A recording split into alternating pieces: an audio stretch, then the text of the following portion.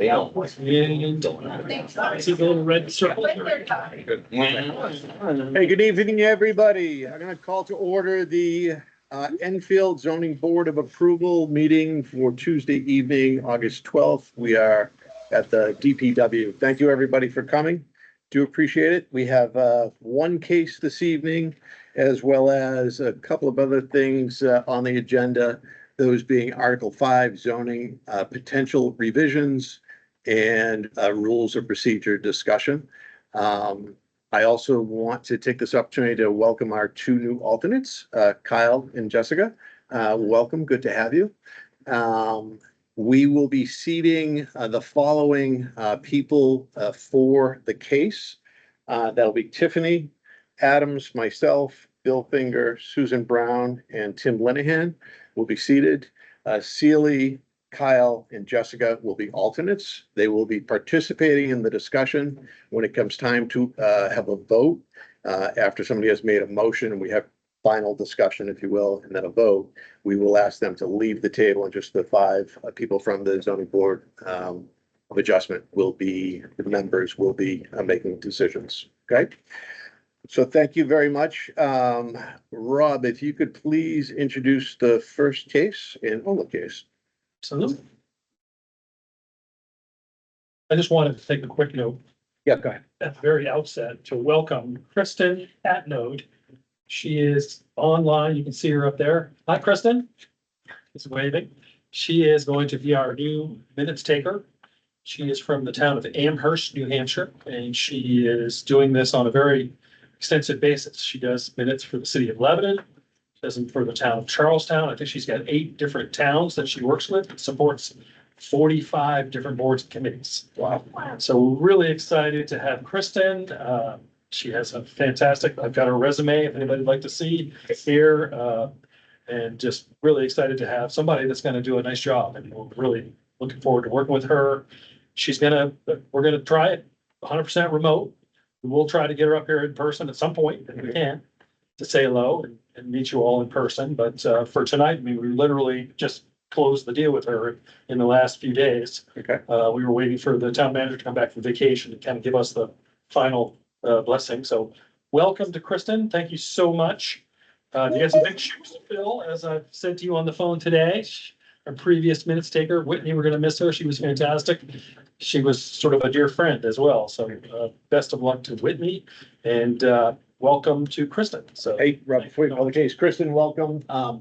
If there's anything you need during the proceedings, if there's something that you say, well, I need to get this right, stop us. I imagine that won't happen too frequently, but feel free to jump in if necessary. All right, thank you. Awesome. So without further ado, let's talk about. This is case number Z25-08-01. Bark and Bevy LLC in Chapin, who's right here. Guys, come on. Have applied for special exception to the Enfield zoning ordinance, section 403.4, paragraph J, to allow for a kennel use in addition to the restaurant use already in place. Subject property is at 330 US Route 4, tax map 37, lot 32, and is 0.58 acres in lot size. It is located within the community business zone district and is owned by Leo and Darcy Dowd. And I will say that Leo, also known as Mickey. Gotcha. Just for that. Yes. There you go. So, Ms. Chapin, just to be clear, you're the potential tenant Correct. and you, sir? I'm her husband. Marshall Banks, yeah. And what's your name? Marshall Banks. Okay, great, thank you. Appreciate that. So let me just share with you a couple of things we share with all applicants when they come to the zoning board.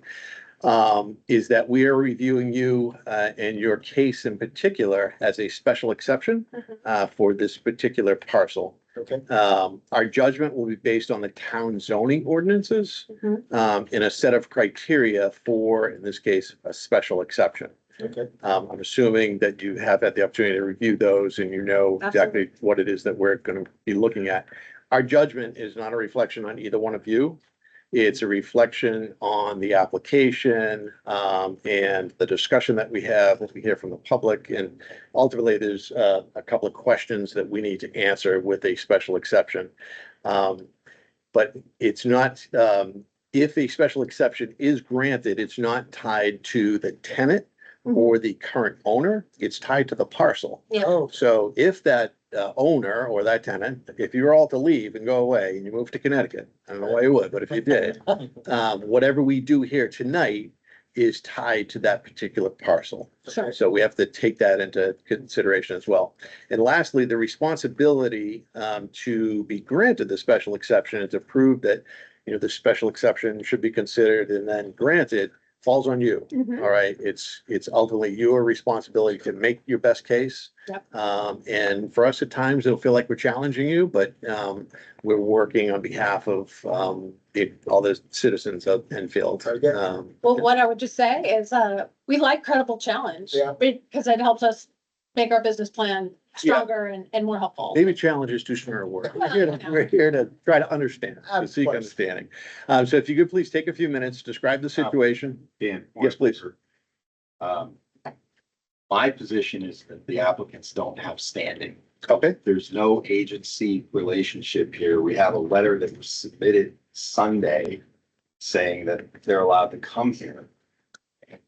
And normally, when it's not the owner, we have a land agent or an attorney, or sometimes a project manager or someone like that. I just think we need to address the issue of jurisdiction as to whether or not they have standing, because the converse side of that is if they don't have standing and they're denied, I think we have to make a finding that there is standing, because if they don't, if that's left ambiguous and it was denied, they then couldn't appeal under what the Supreme Court has said, that the appeal has to be, they don't let non-abutters appeal, for example. yeah, So if we have to make a finding that they're standing in the first place, whether they're not the owners. That's just my position. but I okay, think- thank you for sharing that. Please, Susan. Yeah, because the question I was gonna ask is, they're not the owners. And they're the tenants, and I don't know if being a legal tenant gives them permission to come to the zoning board. I wouldn't know who to ask. So I didn't know who to ask either, so I called the New Hampshire Municipal Association, who is the agency that the town contracts with to provide us with legal advice. They provide that advice to the zoning board, the planning board, and others. And I know you've all either spoken to them or heard me speak of them. And I spoke to Steve Buckley. He's the one that we normally talk to when we have situations. We don't talk to him about specific cases, but we talk to him about 30,000-foot issues. So I had the opportunity to talk to Attorney Buckley within the last 48 hours. And I said to him, we have a tenant coming to us. They are not the owner. Are they allowed to represent the owner? And he said to me, quote unquote, paraphrasing, if they have a letter from the owner, yes, they are able to come in and present and have full authority. I also checked with our Director of Land Use and Development, Mr. Taylor, and I said, have we done this historically? And he said, yes, we absolutely have. We've And done it on this property. I'm sorry? We've done it on this property. Okay. Remember the snow globe things? No. Oh. Oh, yeah. No, Yeah. yeah.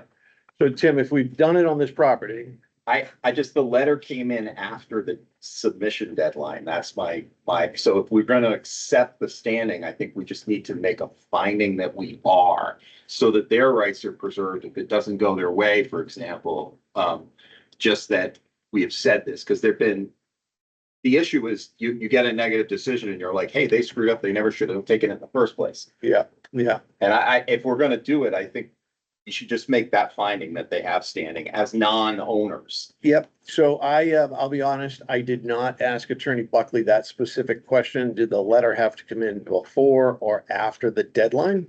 I am willing to say that I am very comfortable with what they have provided and the fact that it came in, and I think they do have standing, in my opinion. If anybody, I'm surprised Mickey's handwriting is that good, to be honest.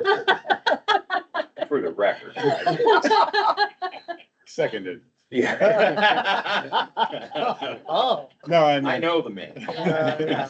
I know it isn't pertinent necessarily to the letter and the timing, but we did have an email from him prior to submission. And then I think based on your I think the conversation- application references that. Yeah, Yeah. That's where, when I got to this, it did say in your cover letter that they had. So I think you're right. I just want to be sure that we've covered that there is standing. So I'm comfortable. You, If you are want, you comfortable? I with the am. floor? If you want a Okay. motion, or should we just put that as a finding of fact later? Finding of fact. I okay. just figured let's clean that up now and we'll do it later. Great, Okay. good, clean.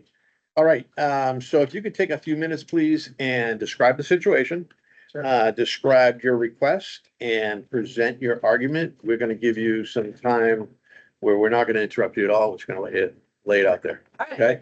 we're okay with the interruptions, though. Yeah. Yeah. So this is my wife Ann. I'm Marshall. We're the founders of Bark and Bevy. Thank you all for giving us some time in your schedule for all this. It's really great. She's been working 50 or 60 hours a week on this. She's much better talking than this old man, so I will let her do all this fun talking. Thanks. So as you know, we're looking to add the word kennel to the zoning. We are completely open to, if there's some caveats that you'd like to put on that. I want to be very clear that the word kennel is because of what the bylaws or the statute in Enfield says, which is 2 or more dogs or dog grooming. We have no desire to board dogs. We don't have any intent for cages, right? That's going to happen. The concept that we are looking for has been growing across the country. Enfield is very dog friendly. You have a cool, really dog park. You have a dog beach. In the winter, though, there are not many great options. Or in the heat of the summer, like today, little dogs and big dogs don't necessarily want to be out, nor do their owners want to be out with them Yes, in this kind of heat. So what we're looking to do is we're asking for your approval to add the word kennel. Again, we're open to, some stipulations if you'd like that. And the building is, as Rob was mentioning, it's already in the CB zone, which does allow for kennel. The restaurant is there and it's been very successful under Mickey and it's had a lot of different things happening. But what we want to do is, after talking with Vinny, your inspector, and the Department of Health, we want to have the restaurant, the bar portion on the top floor, and the bottom floor, we're going to have an indoor dog park. And the dog park is going to have one section that'll be kind of fenced off. So that'll give us some safety between the dogs and kids. We've been to a couple of different indoor dog parks in the past, but they were 21 and over. They didn't serve food. And that's not what, Enfield or, the Upper Valley is. We're all about families. We're very dog friendly. And we want to be able to utilize the space all the time. So we'll have all the food prep, restaurant, bar, all of that will be upstairs. There will also be tables downstairs and customers will be able to take the food, take their beverage, walk downstairs. My staff, or my husband Yeah. won't be able to take food downstairs. We won't be the serving of the food downstairs to just maintain very clear delineation between dogs and food. We'll have a fence, like I said, around, so small children or, we're thinking 16 and over can be inside, but anybody else, we don't want them, either bit or bothering the dogs or introducing food into the off-leash area. We don't want to see any aggression for the dogs, which food would do that. So we'll have a little fence. It'll be cute. We'll picket fence. Because what we're really trying to do is bringing your summer backyard indoors so that you are out with your family, your friends, just socializing, right? The term pub came from public house, which was used to be where communities met. They had a bite to eat. They heard the gossip. They heard the news. They got to socialize with their friends. And that's what we're looking to do, but with your dog. So we will continue to work through that. As I said, downstairs, we are going to do a sublease to a dog groomer downstairs for about 1,000 of the square feet. That's going to help us financially not have to take the burden of the full lease. And it is be very nice for the community to have another dog groomer. The dogs can, play off leash if they'd like, before and after their grooming. The owners don't have to drop the dog and leave. They'll be able to stay, hang out. We're going to have a live feed on both floors so that you can see the dogs playing on TVs and see what's happening. We have worked through quite a bit of information, talked to, like I said, the Department of Health, worked with Rob, that's why we're here today, and worked a lot with Mickey and what that looks like. So we're pretty excited. It's not intended to be, you know, a bunch of yappy, barking, very loud dogs. It's intended for people to have a good time and enjoy their community. So if there is a dog that is a particular barker and just wilt calm down, you know, we would ask the dog and the owner to exit. Because it's not about when you get one dog barking, then they all start and it gets crazy. And also aggressive, you know, we're not going to limit the breed of dog, we're gonna limit the aggression. We particularly have a couple of big dogs in our family overall in North Carolina. We go and our Great Dane grandchild dog, he is the biggest baby and scared of everything. Yes. We have a Rottweiler who is truly afraid of a fan and a plastic garbage, you know, supermarket bag. So he's not aggressive, but any dog could be. Sure. And some dogs don't like each other or whatever that case, but the owners will be there. It's not that they're dropping their dog off and they're leaving. The owners are there, they're interacting with their dog. And if there's a problem, we would handle it. Dogs can be on a leash outside of the off-leash dog park, only downstairs. Again, keeping everything separated. So we have, you know, procedures that are coming if there were to be a dog fight or any of those things.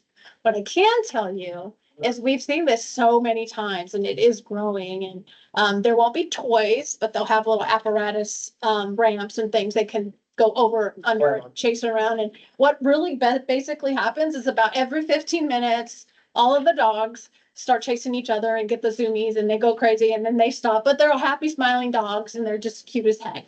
And then about 15 minutes later, they all start again because they got to get a little break. And it's really quite fun to see and everybody likes watching them. You don't have to have a dog.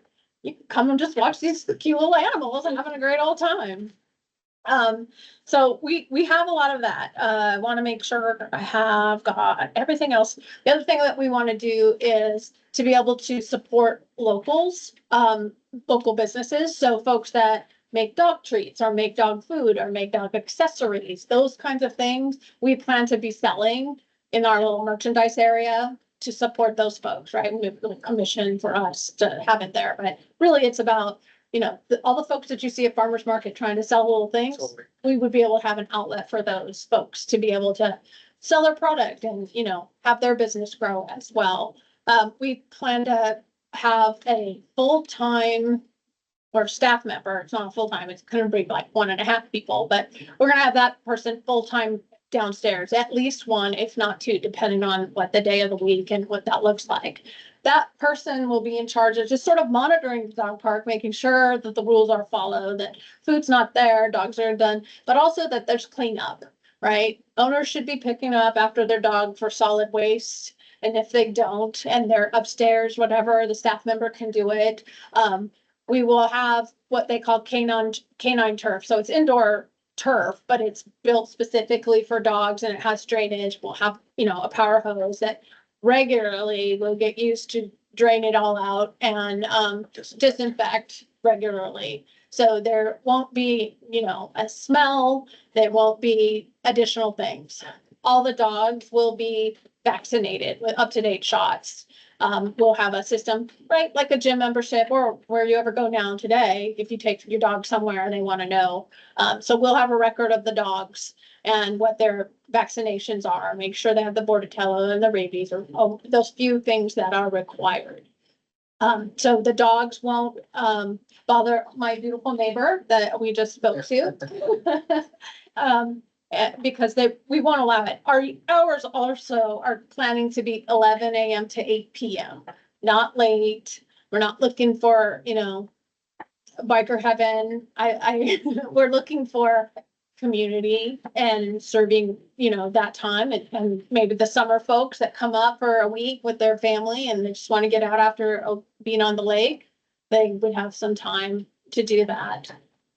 our food is going to be, not as robust as some would like for a restaurant right at the beginning, but it will be good. And then we'll grow as we grow. We'll be able to pull in a chef and do other things in later times. But at the beginning, we really are just looking to be able to do what you would do in your backyard indoors. Okay. Did I get everything? Just, I think tell about the story, like, in our case, I'll work on, during the day and I'll come home and then we're gonna go someplace. And I often have guilt about my dog's been home all day and now I'm leaving the dog. And so we really love the thought of being able to take our dog someplace and now socialize with other people and have our dog wear itself out. Yeah. Without just having to go in the snow or the heat or the, whatever, the Or- mosquitoes or the ticks and or all that stuff. Go outside and have the dog on a leash just sitting right there. Yeah. I So, will say that on Instagram, we did some market research, right? Very, I don't know, anecdotal. We had 46 responses just in the last couple of weeks. 33 of them, though, were Upper Valley, New Hampshire, Vermont. 84% did say they feel guilty leaving their dog at home. 50% stated they would like better options in the winter or in the hot summer days. 97% stated that they do keep their dogs vaccinated. And with one of the things we'd like to be able to do is host dog vaccination clinics, work with the vets, the local vets, and be able to have a place that's easy. People can come, maybe get those discounted, vaccinations just to keep all the vet dogs safe and happy. We had about 79% that said they visit in the afternoon and evenings, which is based on our hours, right? To catch the lunch and the dinner time. And then 99% said they would come for a visit even without a dog to watch other dogs. I think that's what I've got. I'm sure there's questions. Well, thank you for that. So, yes, we will now have questions from the board, including the alternates. You guys feel free to ask any questions you want. If we could please just allow somebody to ask a question and get an answer. If they have a follow up, and let's take our time going around. And Susan. I'm a great devotee of the dog park, and so is my dog. yeah. And there's rules there. And you're saying a picket fence, and I'm wondering if you're gonna let people with little kids down there and dogs, and the people could go up and downstairs to get food. But people have to stay with their dogs all the time. They won't have to stay with them all the time because there will be a staff member Inside the dog area. And you're gonna let little kids, toddlers down. not be in there. Oh, no. And it won't be a picket fence, like hands can't get through. Oh, you said picket fence. I apologize. It will be pickets, but no, But they'll be more like, what is that, shiplap? yes, so we'll make it so it's got a certain It's height safe. that they can't reach, any small hands can't reach through. Well, but can dogs jump over it? Well, anything could happen, but we will have, Yes, areas to anything could mitigate that, happen. even if the owner was there. Yeah. But we do not see that being a regular occurrence and do expect that, we're gonna have a staff member there to be monitoring it. And if we see a dog that's thinking they're gonna go jump, right? We're gonna speak to the owners, we're gonna grab the dog, we're gonna do whatever we need to do to make sure everybody's safe. Well, the dog park says no kids under 12 years old, and that's really hard to enforce. Right, but that's not a staff member standing there all the time, which we will have Right. someone there all opening hours. And at one point, there was a woman that brought 5 dogs. Yeah, 2 dogs each. That's what we got a Right. limit of, 2 dogs And each. again, they have to qualify, come in, make sure all the vaccinations are given before they can, So they're coming in the front door and going downstairs. No, they're No. coming in out the bottom, yeah, yeah, the back door. They're coming in the back door. Yeah, yes, only the dogs have to enter from the bottom. yes. They never go upstairs at any point. Can I ask a clarifying question about the staff member? Sure. Are they specially trained in any way with the dogs? Because I think this sounds like a wonderful idea, but I do have concern about people being negligent owners and the safety for both the dogs as well as, Right. any Of course. children or adolescents. Right.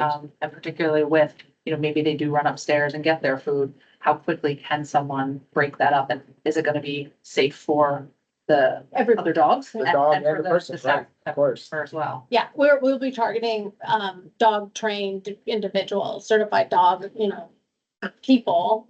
That's in our business plan specifically. We're calling them the dog whisperer. We're not gonna bring in a high school kid or some 21-year-old. Unless it's got, that person may have the training and the experience, but cause some of these people have been working with dogs since they were 5 and. Yeah. But, right, we need to make sure that it's all gonna be a mix. And it's going to take us saying, okay, we're expecting like 10 dogs at a time. We can hold up to 15, but we expect like 10 is a good number. And that's just the off-leash area, right? If someone's there and there's too many dogs or there's some kind of thing going on, they could still have their dog on a leash at their table. Downstairs. That's not a very big room. When you take all that stuff Yeah, out, there's it's pretty big. Yeah, because all the bar, everything, it's going upstairs. Yeah. It's gonna be cleared out. And there was a I just have concern. Billy. The notes I've seen. in It's some of- hard for me to understand the diagram Okay, Rob, can you put that on the, that downstairs is gonna be with the dog. Cause that's all You want to, I can think of is with the bars, the boy. do you have that thing on the computer? Well, I do, but I don't know that they wanna, That's Rob, would have put this on the screen? Would that help you? it would not, but I have a lot of things that I could give Rob to put on the screen. You need one of those old fashioned thing with the light. Oh, right. Projector. Here's the deal. Let me just do the Probably a three billion. pictures. I like, blue. You okay with blue? So I agree. let's call this the staircase that comes down. okay. And then here's the patio and there's a door here and the door here from the patio. And down here is like the picnic area, we'll call that, right? The outside grass area. So here's that hallway upstairs. Here's the customer staircase that they come down. Over here is that restroom, right? There's still a little storage here. I was very excited. I was gonna lock the liquor up there, but we found a better place upstairs. And then, there's this one area that's got some tables. We'll have tables and this will be kind of a check-in area. But then the bar is like, I'm just doing a square. It's big. You get the idea. We'll have the fence will be about like this. So we'll have some tables and there's like an actual bar top that goes along here. We'll keep that and put some bar stools. And then the turf will be in here. And then we'll have about a, 36 to 40-inch closed, not picket fencing. So little fingers can't get through and dog's paws can't get through. And so this will all be the turf. This is, I think we determined 25 by 25. I believe so. And what we did was we went researched the one in North Carolina, which I have a cute video if anyone would like to see that, of them playing. But it is also 25 by 25, the green part, and then there's some tables around it. So it does seem super crazy because you all have your mind of the big bar. All that's gonna go upstairs. So what about outside? Where are you gonna, are you having any of the dogs go outside near the brook or anything like that? In the summer, we'll put patio tables and they can be on a leash, just like they could at any other restaurant that has outdoor tables. But there's not gonna be any off leash, no dogs running around, no, it's gonna be follow all the New Hampshire rules, all of the Enfield rules. The only difference is we're putting the dog park inside. Right. And keeping away from the food. Does So that help? Yes. what are you gonna do about where they've had the igloos in the outside seating? That's the Previous. flat area that it butts the brook. Yeah, that has patio tables and there's like little white lights. So in Yes. the summer, we can put tables out there. I don't know that the white lights are gonna matter because we're gonna close in the summer before it's dark. Yeah, But we'll have tables out there. People wanna be outside. And they can have their dogs on a leash out there while we sit up there. The park, that little bridge, comes right over to that area and they can just walk over, have a dog, have a drink, have a food, whatever. Sorry, how does the groomer fit into this? So the groomer, it's Kyle, right? Yes. Yep. Okay, so this is that first area. Over here is the other bathroom. And then this is where the pool table room is, if you guys know where that is, taking all that out. Right. So the groomer will get that. Over here is like the storage and the walk-in freezer and fridge and all that. So the groomer is gonna get all of this with the door and then, what did I say? Oh, go down here. This is where the back door is that comes to the storage. So they're gonna get all of this storage. This is gonna be the groomer up to the pool table. But it's really like. this. Yeah. But that is a really bad picture. But do you get my drift? Yeah, so the whole pool table area, This is and the pool different table. storage areas, it's gonna be totally cleared out for them. Yeah, so what I call this is, so you guys know, because the only way I've labeled this in my whole brain is that the pool table area, it actually probably goes down to here. And then this I call the soda room, and this I call the storage room. Right. And then this is the employee staircase, right? So we will have a staircase if people need to come in, but it'll be cordoned off from the dog groomer. They'll have their own area.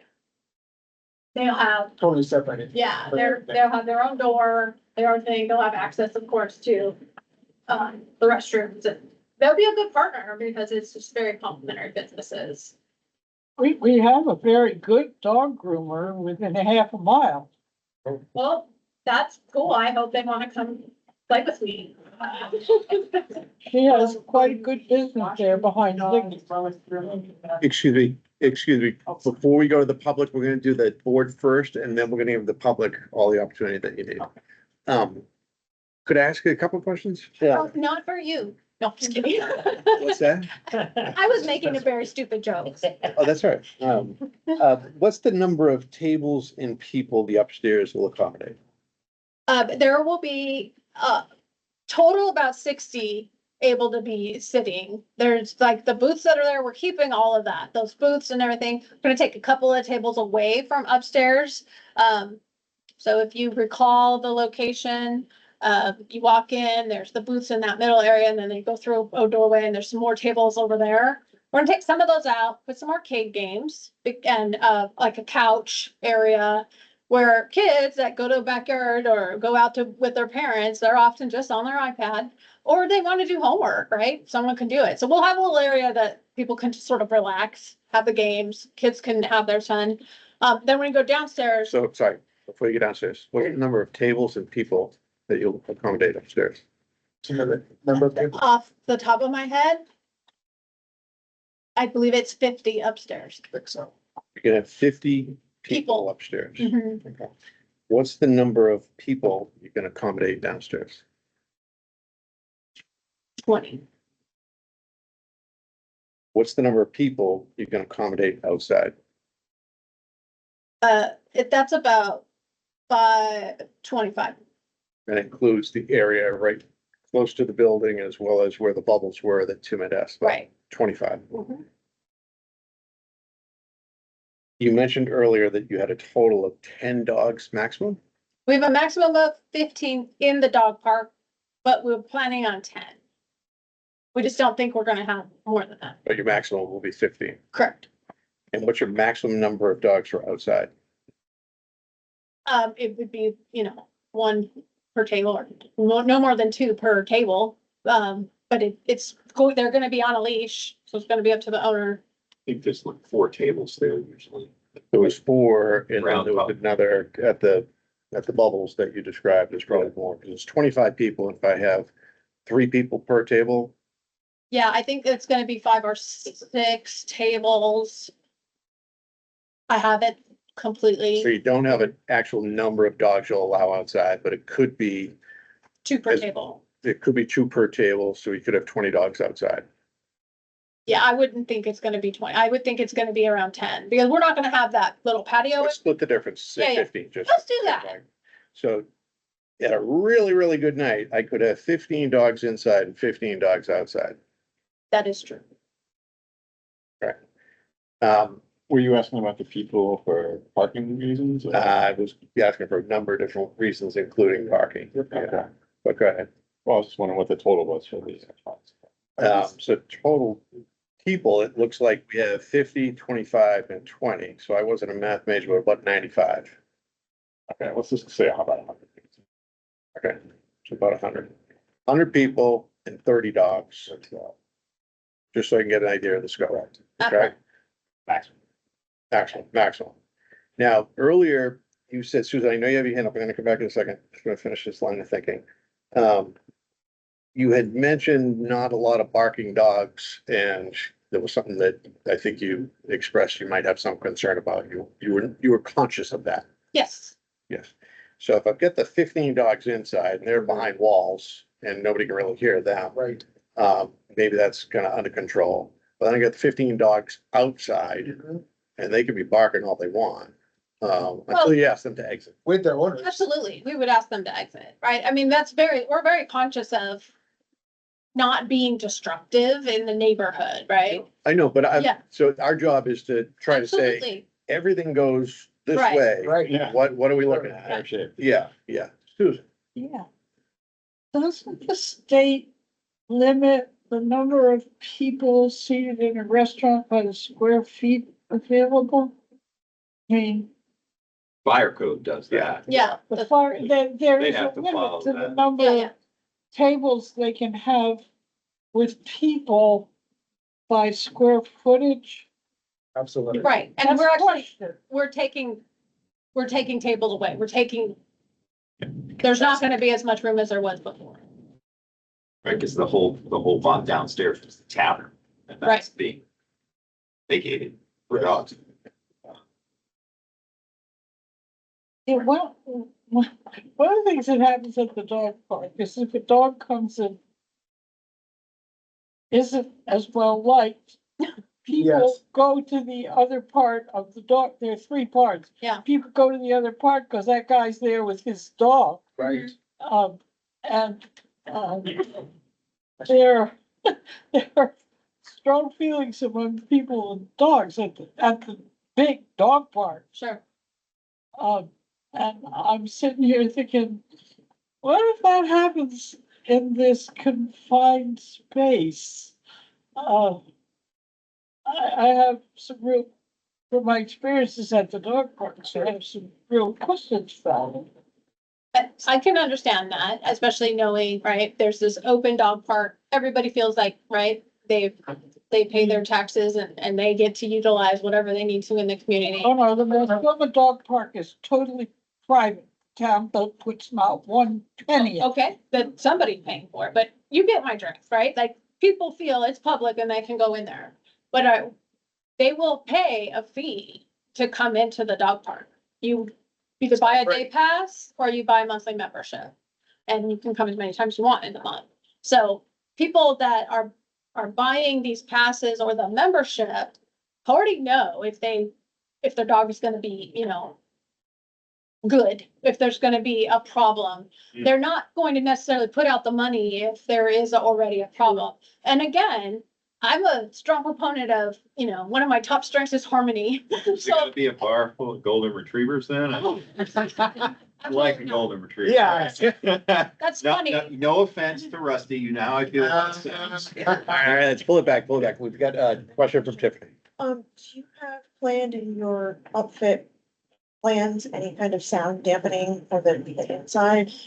Yes, actually I miss a lot of exits when I'm driving around right now because my brain is not even joking only on this. And yeah, that'll actually be part of the decor is some sound dampening. There's already some on the ceiling, but we'll put some along the walls. Like panel, Yeah, panels, cloth panels, yes. just in the downstairs dog park? Yeah, but we might, there's some sound upstairs too right now and sound dampening upstairs too, because it's all wide open, bouncy sound and we'd rather not. We'd just rather have the right tones. Thank you for getting the letter from Mickey. You mentioned Vinny, who is the health and safety officer in town. Did Vinny provide a letter saying he's okay with this whole concept of food and dogs and people? I got an email. I didn't print it but yes, he absolutely. we had a long conversation and then he sent me a note that said, this all sounds good, go forth to the state. I would like to see. Go forth to the state. And what do you have to go forth with? And The same as a restaurant, we have to Yeah, go, they have to get, we have to get, licensing. I spoke specifically with the Department of Health and got their approval to go forward as well. the Department of Health, the Enfield Department of Health? No, I got No. Vinny and I got the state. You did. Okay. Do you have the Department of Health, paperwork. paperwork? Yeah, I have the emails. I can forward them before we leave if you'd like. Send them You're gonna- around right now. I can do it right now. Well, and then he can print them. Yeah, no, I'm all good. Okay, if you could, that'd be great. Then maybe we keep going. So will it be alcohol served upstairs? Correct. Will there be alcohol served Not downstairs? sir, No, they can take it nothing downstairs. served So I can bring my alcohol from upstairs and go downstairs with it. Absolutely. Yes. Can I have alcohol outside? Probably. That's the intent of what the license is that we're gonna go ask Liquor for. license will probably. Yeah. Yes. Okay, We'll, There was a liquor license for that little patio area where there were tables by the creek. yeah, okay. There was a liquor license, there was. but I don't think you could take it Past, out No. past the stone fence to the building. Right. right. Can't walk You away. had to stand there. My assumption is we won't have it out in the grassy area. I guess you guys said there were igloo things there before or whatever. bubble- Yeah, they were like, I don't know how to describe, like you landed on Mars and you had Yeah. to set up in a little habitat. Yeah, a dome kind of. Yeah, they were a COVID thing. You could go out there when it was snowing and sit on there. Hey, Kristen, just so you know, Mr. Taylor has just passed out My apologies. I should have grabbed that earlier. Sorry. from our billing inspector, a letter, Vinnie Tercey, and it says, I'm gonna read it out loud. I've spoken with the owner and reviewed the state health guidelines regarding pets in restaurant. RSA 466:44 subsection 2 can be applied to this instance as long as complete separation is maintained between food prep / service area and dog park area. Separation will include rules set by owners to not allow dogs in the food prep area, self-closing, one-way operated door for the customer entry to the basement level. The intent will be such that ordering food will be completed on the first level without the pet first. Then the customer will go to the basement dog park area and not return. Appropriate restroom facilities for both human and animals will be required. So I just want to make sure I understand what your conversation with Vinnie was. I get my food upstairs, I get a beer, I get a burger, I go downstairs, I'm with my dog, I'm happy. I can't get a second course? Yeah, you can What do I have to do? go upstairs. But it says I can't go upstairs. Did read it that way. I listened a little bit. So you, The door says you can't go back upstairs that way. So would you have to go? Okay. you'd have to walk around. It says that the customer will go to the basement dog park area and not return. Oh, I did not even notice that part. I apologize. So how does the person get his food and his dog? He eats and watches the dog on video and then goes downstairs to see the dog until it's time to go home. And mine, Or you go with a friend and the friend has the dog and you're ordering the food, you divide and conquer. Or we work through the, or you find a Drive-through way that you window. can do Yeah. this. right, we'll make adjustments, but we will follow the letter of this. Would you prefer to speak to the health inspector, and try to alter this than to have to live by the word? Because if we grant you an approval, we're granting it for what's written here. Yeah, I'm looking at the Department of Health as well. Just let me make sure that I got. It looks to me like he has to order his food, go out to the parking lot and get his dog. So what So I, he can't get his food and go down those stairs. Cause he's gotta go out to the parking lot and get his dog. yeah, and I apologize, That's all right. for, I did not try to mislead you. The Department of Health, the state is the one that said no staff members could go down. It didn't have a limitation on the customers, which is why we're very, That's how the food prep area, I think that's intended for employee, I would assume, that they don't, never the two shall cross, right? Yeah, so I'm wondering more, okay, I want a second beer. Right. Yeah. Yeah, it does say, it does say that. Yeah. So I would ask, you know, I would go, need to go ask, Vinny to relook at that based on what the Department of. Okay, so let's put that to the side. Sure. Let's keep going forward. Put that to the side. And so, I just Please, Jen. forwarded you also the Department of Do Health. we have the state health thing? So, I just forwarded it. so I, You got the state health thing, Tim's got the floor. please. I think probably everybody's got this in the back of their mind. What happens with the dog poop and pee? The poop will get picked up just like you would pick it up in a bag. So if put it in a I come with my dog, which is imaginary at this point. Yeah, with your golden retriever. Yeah, I don't have a heart to have another Irish setter. It'll kill me. It poops, Mhm. and at some point I gotta go pick that poop and take it with me. No, we'll have a trash can specifically for dog For food. that, Where's it going? It's going into our big dumpster. yes. Right. But if that, again, if that owner's not happened to be there, maybe they're upstairs watching the live. But the meeting. expectation is, I mean, especially people that are out with their dog on a leash, like that's anywhere. You go Right, someplace, your dog exactly. poops, you gotta bring a baggie. Right, Like, But back off your question. yeah, I'm just trying to get to the waste, Mhm. the fecal matter of the canines Sure. is gonna end up in a dumpster. But also the urine. Are there floor drains? How is? there will Yes. be, we're building them in. The Specifically contractor's made for working this. on And that. is right. that an approved effluent into the? This, No more than It's just this regular gray water waste. Right. Yeah, I mean, it, Blackwater. whatever the, water, Yeah. Blackwater. I don't touch it. But it will go into the regular sewage. Yes, like wood, the toilet. Right, yeah, I get that, but Yeah. have you checked on that? For dog specific urine, Right, is there something special required?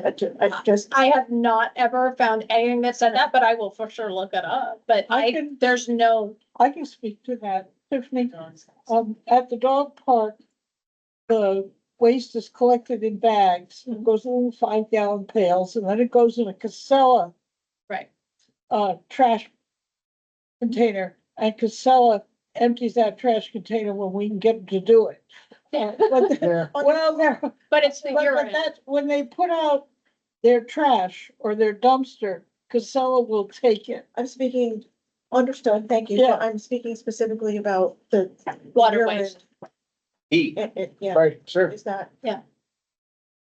Okay, thank you. Yeah, I haven't seen anything and I've done a lot of research, but I will for sure check. Thanks, Rob. That was my question. Okay, thank you. Yeah, Good big question. deal. Yeah, Um, specifically the grasses, it's got a raised platform so it can funnel down and go in, out it goes. And what I just heard you say is you're willing to follow up on Tiffany's question to find out if dog urine and everything washing the dog urine into the sewer system is okay. Right, Absolutely. Thank you. thank you. So, before we move on, Rob has just handed out, and Kristen, this is, I'm speaking loudly for your benefit.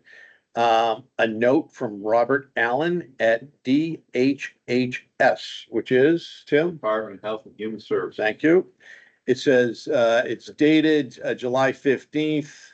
And, we're receiving it now. It was not in our packets and it says, hello, Ann.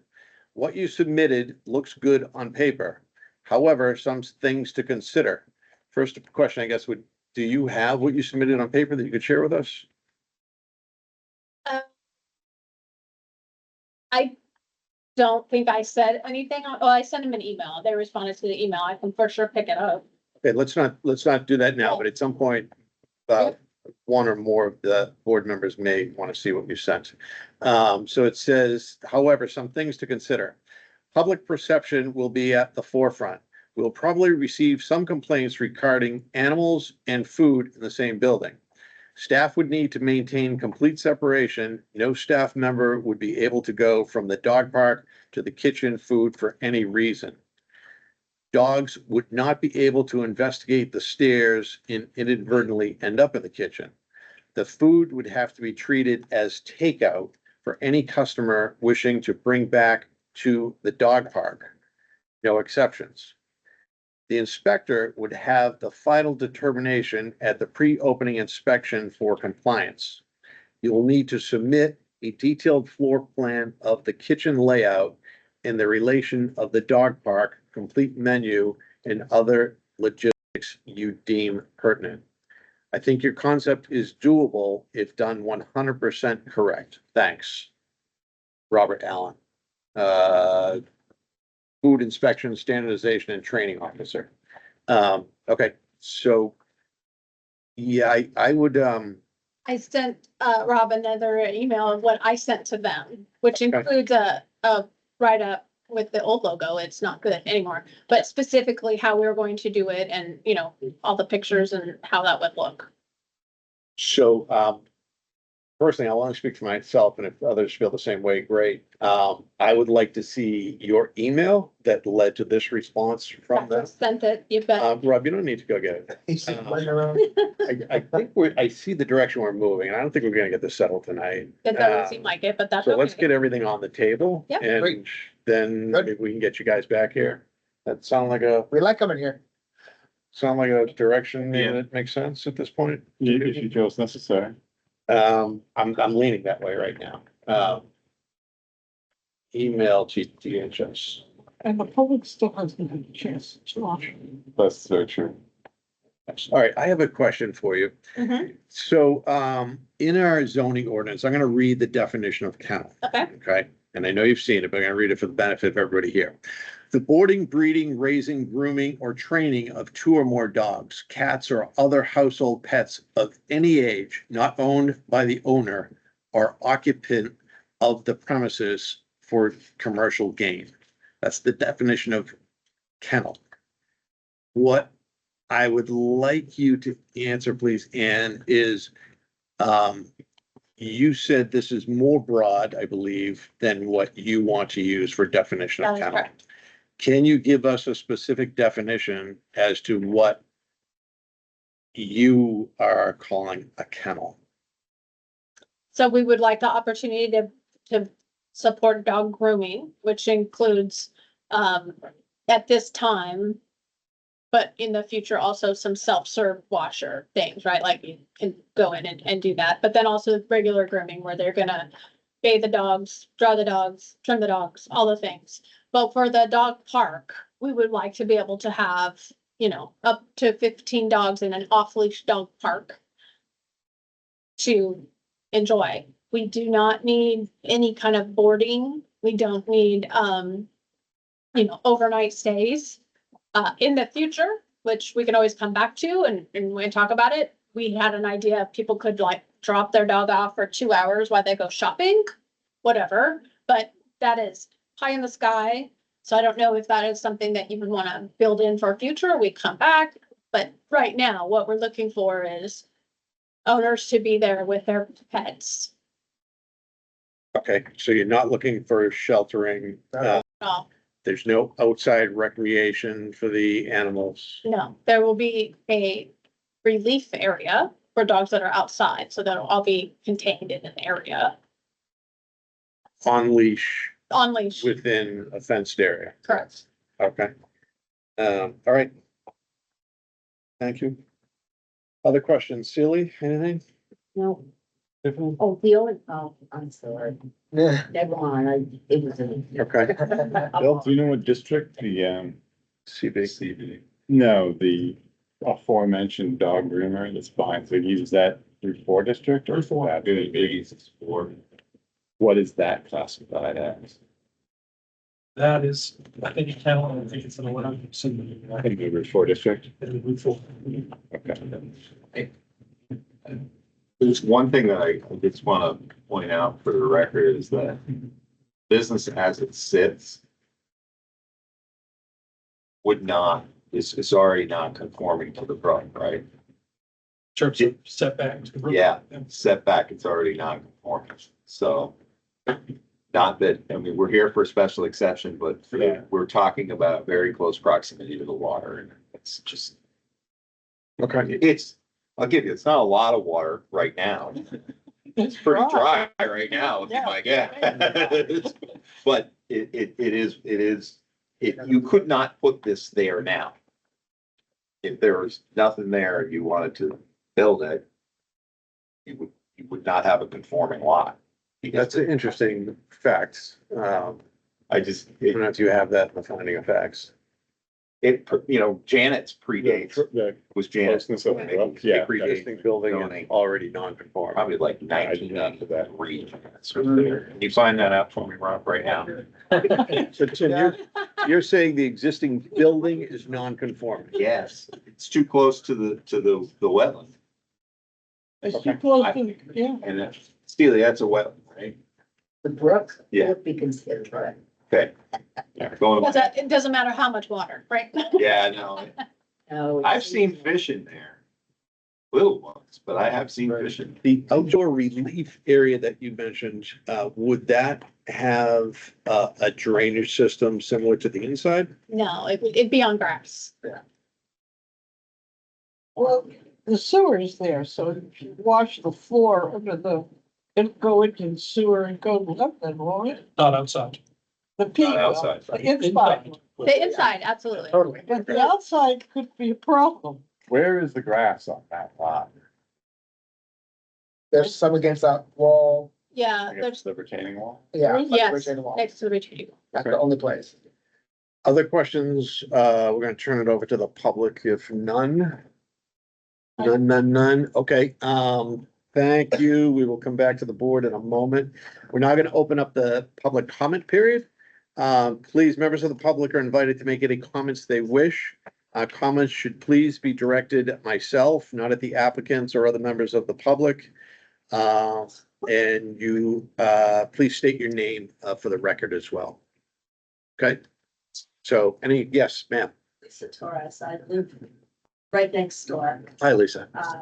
So I would be concerned about if you have a small area where dogs are leaving themselves because of the brook and also because of odor emanating into my backyard. Sure. So What was the last part about your backyard? about odors Yeah, that might affect your backyard. my own backyard. Okay, There's probably a solution to that, but I just want to put that out there. okay, thank you. Just because there are multiple dogs in a relatively small area over time. Okay. Thank you. We'll go there next. Somebody else had a question I earlier. think it was answered about the dog. Okay, I thought you asked that, so I filled that in. all right. Do we have any other members of the public that would wish to say something pro, con, or indifferent? I'd like to Yes. say something. Hang on one second. We're still working on the folks in the room and then we'll come to, the folks on Zoom. Thanks, Marcy. Conceptually, What's your name, please? Thanks, Sharon. I think this would be a cool thing for anyone. However, I am concerned about a couple things. I'm concerned about that the whole parking lot is paved. That will burn a dog's paws. And so the dogs aren't spending much time out there, but you just have to know that. In the summertime, it's really hot. And, a kennel manager told me this. Because she was concerned about that. I'm concerned that you have poop and pee, that dogs are going to be in the eating area outside next to the river. Rain comes, it doesn't get cleaned up, you can't clean up pee. That goes into that little stream. That stream goes into the Mascoma River, that goes into the Mascoma Lake. We already have a problem with cyanobacteria blooms on the lake because of this type of thing and other things, fertilizers going into the lake. So in theory, we're asking lake users to do a lot with their sewers, but then maybe we're introducing something inadvertently to a stream. So I think that's a responsibility of the zoning board to consider. And then my only other point about this, I think it's a bad idea that I could go downstairs with my dog with food. happen if you have 5 tables down there, 10 people, 8 people, 6 people with food? That food smells good. Those dogs are going to be playing and distracted. And what happens with, I've owned dogs for 67 years of my life, so I know dogs really well. What happens with dogs, they get heightened, they get distracted, and they're excited to play, and then if there's food nearby, they're heightened even more. And it's possible that reactive dogs aren't going to be able to handle that level. So if you had chips downstairs, you know, something that wasn't like a burger, that wasn't a really like a meal, that sure, you could have snacks, popcorn, maybe, but to have a meal come upstairs, I just think that's a problem that's gonna add to the dogs. And I'm really concerned that one person downstairs monitoring dogs, even with a TV, if a fight breaks out, you have a lot of mayhem and a lot of biting, and somebody getting in there to try to stop that fight, even an owner coming down and trying to grab their dog could get bit. You know, there's just, maybe 15 dogs is too many dogs for that space. I don't know, but those are my concerns. Thank you, Sharon. Appreciate it. Sure. We're gonna give you a chance if you choose to respond to anything you wish to respond to in a moment, but next we're gonna go to Ms. Heron. You had a question or a comment? Am I Miss Heron on the? Yeah, Yes, go ahead. I'm Marcia Heron. I'm one of the co-founders of Shaker Dog Park in Enfield. And so I appreciate all the work you all have done. You know, what's different about this proposal, as I'm thinking about it, is in a dog park, ideally it's one owner and one dog are in the dog park. And as Sharon was talking about, if something happens, you have 2 adults right there that actually know, let's say, an interaction, negative interaction between 2 dogs that know their dogs. I worry about this idea of one person being able to handle even 10 dogs. And they're not the owners that in a typical dog park, the owners are with their dogs. That is a rule. You have to keep your eyes on your dog. And it really makes a big difference. You know, it's kind of nice, the idea of food, but to me, they don't go together very well for some of the reasons that Sharon was saying. Sure. Okay, thank you. Any other comments on Zoom? Okay, last chance, anybody in the room?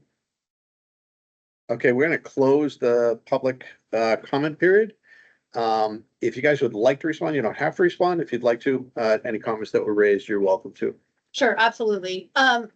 Totally hear everyone's feedback, and, you know, much of it is good discussion, and some makes me think, oh, we can tweak this or tweak that for what we're doing. I'm not sure what the past owners, lease people did in the outside picnic area on the grass, you know, that they built for tables out by the brook. I would assume some dogs were allowed there and some may have used the restroom. That isn't what we are hoping for, right? Obviously, a dog can have an accident or whatever, but I would expect that most of the time the dog would go to the side, not as close to the brook, not saying that things don't flow. They absolutely do. So just know that the intent isn't to have it right on the border of the brook. Again, we will make sure about what happens with sewage and if it's allowed even, right, from that urine perspective. So not sure what people did outside in that table area. From a owner dog ratio, Marion, what you were talking about is we absolutely expect that the owners are going to be with their dogs. Most people go to these places to enjoy their dog and watch them and do those things. Even if it's just, you know, the parents down there and the family, the kids upstairs or whatever that looks like. So I'm not ever intending that we'll have 10 dogs and no owners and 1 staff member. The intent is that the owners are responsible for their dog, right? This isn't a place where we're babysitting. We're there to sort of pick up the stragglers if somebody's up there just placing their order, but the intent is that the owners have that responsibility And they will sign a document as they get their day pass or whatever, they register their dog, so to speak, that says, I understand my responsibilities and I understand, taking responsibility for my dog's actions. So, I don't want anybody to think that, we are going to take it all. This is intent for families to be together. And people are going to bring their dogs to have fun with their dog. I'm Kind of not, watchdog. yeah. So that's the only thing that I would, kind of speak to. Okay. But I do want to say from a cleanliness factor, the smell, I absolutely would be very involved and do not like to have that smell. And we pick our own dog stuff up all the time. We will be planning and we'll have that policy and those procedures in place for the staff to ensure that the outside area is cleaned, it's watered down, it's disinfected, whatever needs to happen. If there becomes an odor, especially in the heat, that can become a thing. I totally recognize that. We will work through that. Previously, When it was Mickey's and we ate downstairs, the waitress had to carry all the food downstairs to us. I always thought it would be a really good idea if they put in a dumbwaiter. And you could Casanos put did, the almost. food in that's right. and it could go downstairs. The owner could call you upstairs, order the food and Yeah. come downstairs on a dumbwaiter. And you wouldn't, I see a problem between moving food downstairs with owners and moving dogs into the dog park with, it just doesn't look to me like a way that could work very well. Well, they'll be able to order electronically, right, on a device downstairs also. They don't have to go up to order. They will have to go pick it up. But the dumbwaiter idea is probably okay, except that I don't think that that meets the spirit of what the Department of Health is looking for. So, most people don't go in there by themselves. Most people, if they are going by themselves, they're gonna drop their dog with a staff member, go pick up their food when it's ready, because we'll have TVs to be able to let people know, okay, your food's ready, or it'll be on their phone, or whatever the case may be.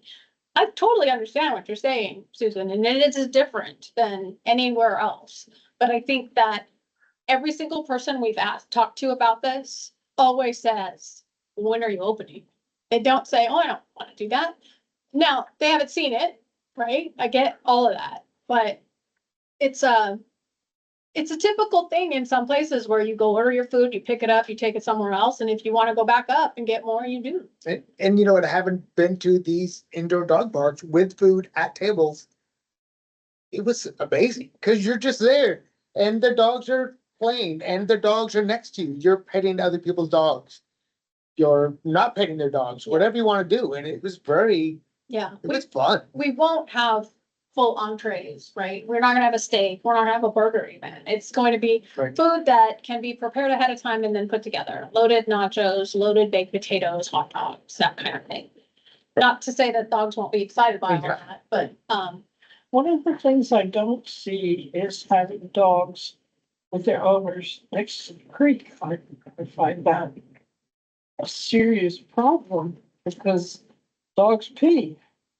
And if you're gonna have that many dogs, that's not a very big creek. And it's I live at the foot of a hill and the water comes down and under my house and out into the Mascoma River.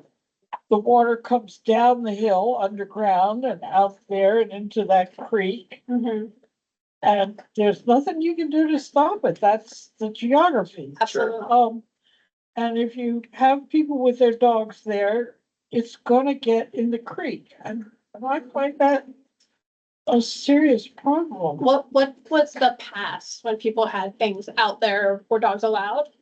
Yeah, I used to get ice cream there really regularly. I had seen dogs, but it was, The concentration was low. it wasn't as many Maybe as you one see, for dog. example, at like For You, where they have the dog ice cream, Right, right? right, Like that, that's like people go, yeah, I see dogs there all the time. Right. And but there was maybe like, it just wasn't a common occurrence. And honestly, your target market would be different than Yeah. a general I go to Hatch Lake place that Right. and allows Red dogs. gets his ice cream in the car. Yeah. We're also hoping the dogs should be inside. Yeah, That's what we're going for. We're Is not there- going for outside dogs. Right. So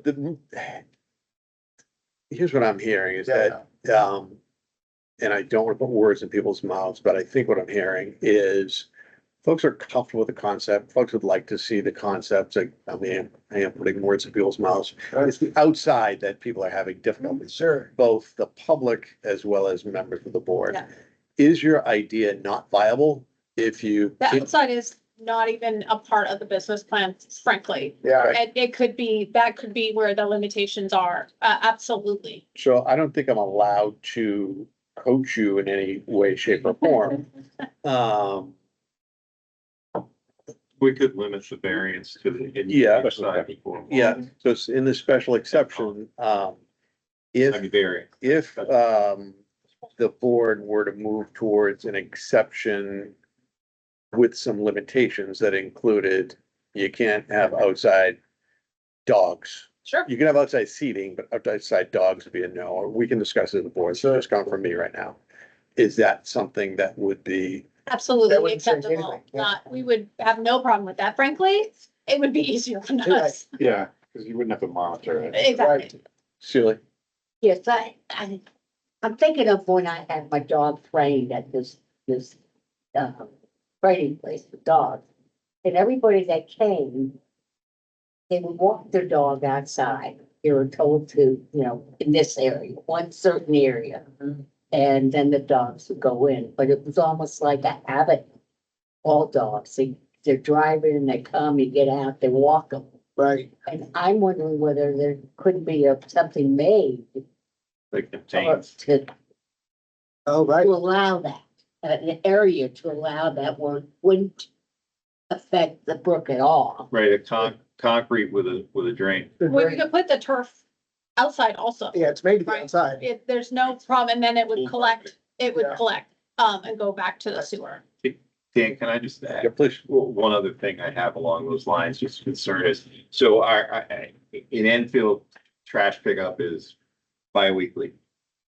With a business, particularly a business like this, Mhm. I would, you're gonna have a dumpster, you're not gonna put trash cans out. Right, You're gonna right. have a dumpster, and I think it might be one thing that I would like to see would be some type of, I wouldn't wanna see that sit there for 2 weeks, and I'm sure Oh, you no, wouldn't no. either, right? Nor mine, you know. neighbors. Right, no, and that's what I'm hearing Yeah. too, is that, it, no matter what, it's gonna stink like crazy after 4 days, right? Like, Right. at this time of year. So that, I think we could put in some parameter surrounding, waste removal. That's what I'm gonna call it. But it's just something to consider to Pickle- alleviate a Pickle concern. removal? Yeah, no, I mean, that's the smell, right? It's outdoors in a thing, and Yeah, but I look at it like light pollution, and when we regulate the hours people can have exterior lighting on, it's kind of, we say, okay, there's gonna be some anyways, but we limit how much. How often do they pick up the trash at dog parks? that's what I was gonna say. I think that the bags that I'm using now, that are labeled poop bags, have some kind of deodorant in them. 'Cause They do. They I have some put deodorant. these bags in a cardboard box and put them in a bag when the trash goes out. every Sell 2 weeks, bags and it for good doesn't money. smell. It's every 2 weeks at the Yeah. dog park. It's in not, a it's not. Casella, seasonal. We it's, would- it's, Food is gonna need to be more frequent than that. Right, right. Yeah, Yes, it you have would to. need to be at least weekly. Get nasty. All right. Feed. So as I've been going through this, I think I could get my arms around not having to have you get an updated letter from the health inspector From Enfield. from Enfield, I nor think the state one kind of, nor the state, and where I was gonna go I think was, they clarify. that's their responsibility. We're here to give you a zoning Sure. special exception, or not. And you're gonna have to deal with these people. Absolutely. But I would implore you to get, especially the Enfield one, straightened out Absolutely. before opening, otherwise that could. He was first, and then we went to, and I have no concerns that we'll be able to work that out. All right. So with the alternates still here, I'm gonna go through the special exceptions questions. and Okay. We're gonna discuss them a bit. So there's three questions. The first one, is the use one that is ordinarily prohibited in the district? No, kennels are allowed. Those are few, those for these guys. I- But thank It's only you. allowed by special exception. I'm sorry? It's only allowed by special exception. The company of dogs, commercial games. Could I Yeah. add something to that? So Yeah, but the zoning thing says the definition of kennel actually does not Hey, provide, guys, excuse me, Tiffany, hang on one second. That's why we're. Hey, guys, Tiffany's got the floor, please. does not provide language for, I agree it does for the grooming, but not for this other ancillary dog. By definition. The two or more dogs per game Yeah. doesn't add, So I get right here.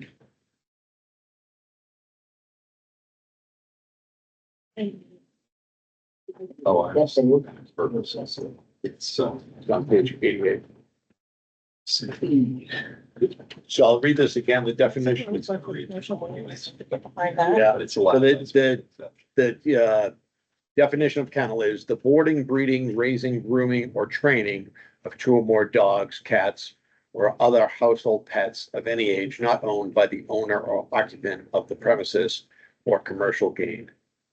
So you're saying, you'd see that? I'm not trying to force you. No, no, I mean, I suppose enough. Yeah, Okay. I don't think people anticipated dog parks when this is No. written, but I do think that the fact that there's gonna be grooming on premises makes it more of a kennel than not. So, All right, I'll go on to the second question. Is the use specifically allowed as a special exception under the terms of the ordinance? Yeah, the, for some. Yes, kennel incorporates it. Number three, and if anybody disagrees and wants to chime in, please do. Board. Number three, are the conditions specified in the ordinance for granting the exception met in the particular case? Let me read that again. Are the conditions specified in the ordinance for granting the exception met in the particular case? All right. So. What things we're supposed to consider are the appropriateness of the specific location for the proposed use, Yeah, the probable effect upon the district as a whole, and the effect on wildlife, soil, streams, ponds, forests, or other recreational and environmental qualities.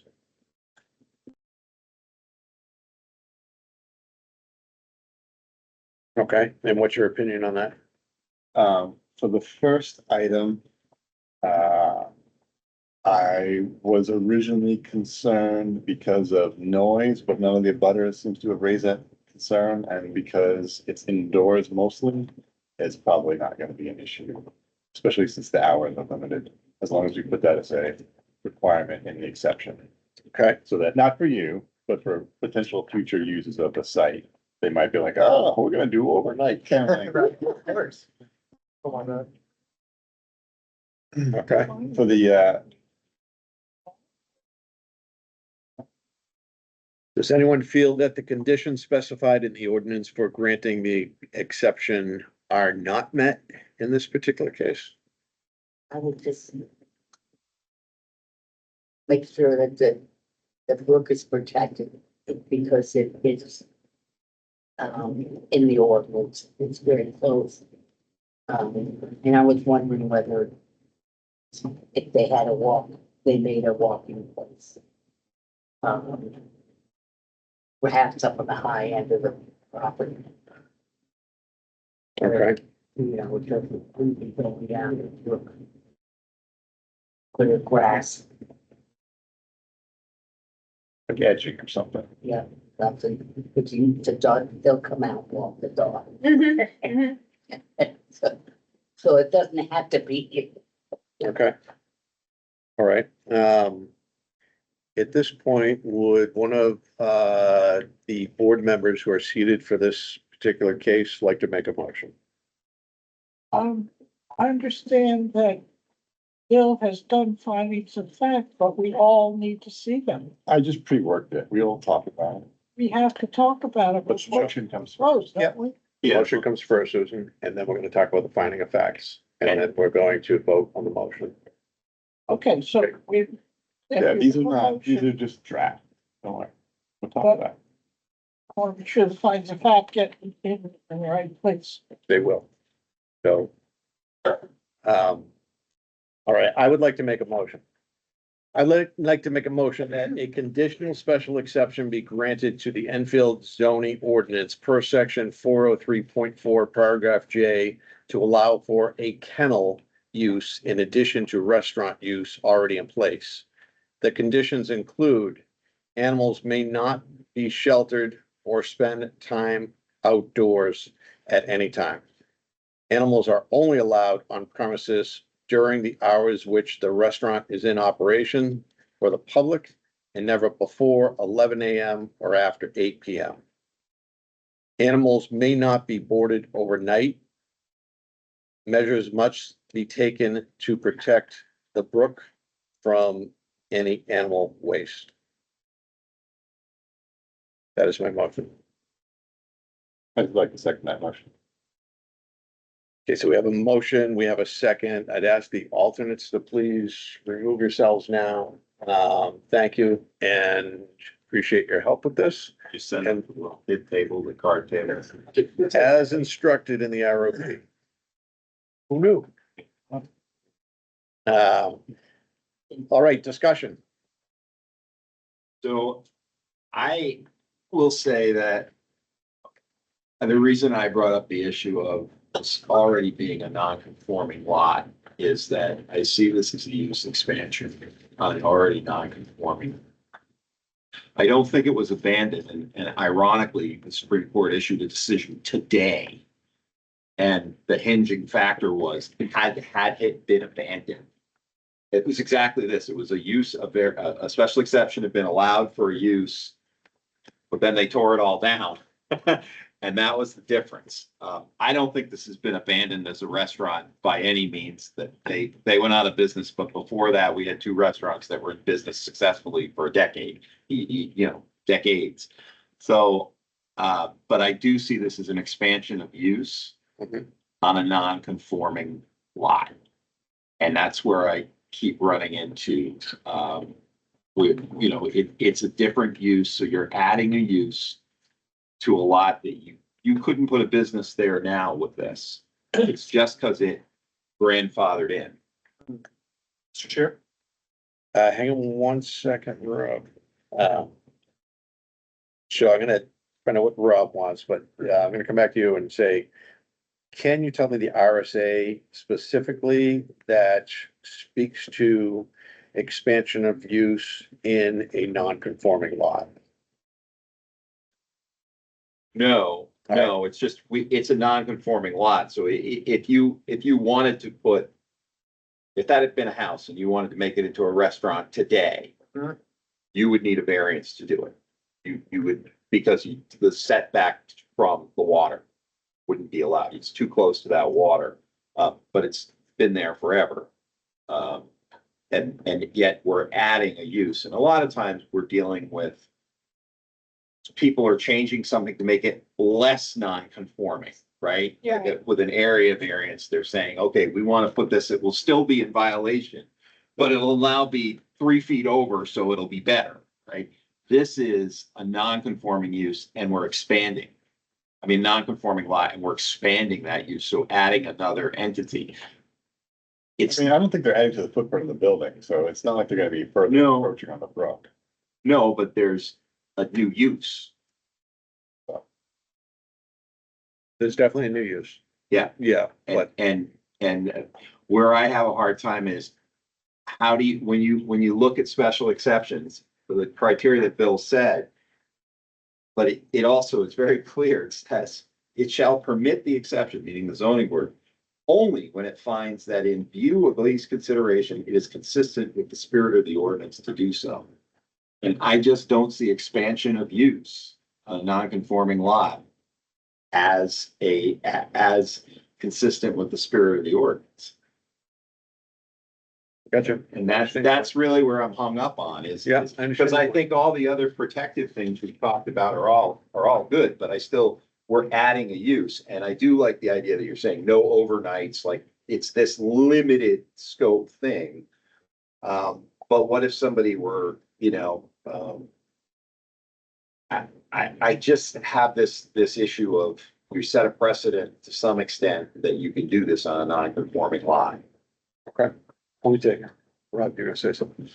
Couple things. First of all, I want you guys to know that because it is a change in use, they will be going to site plan review with the planning board. Yeah. So they're aware of that sort of this next phase if they get approval from you guys tonight. I would also argue that the intensity of use of the site is going down.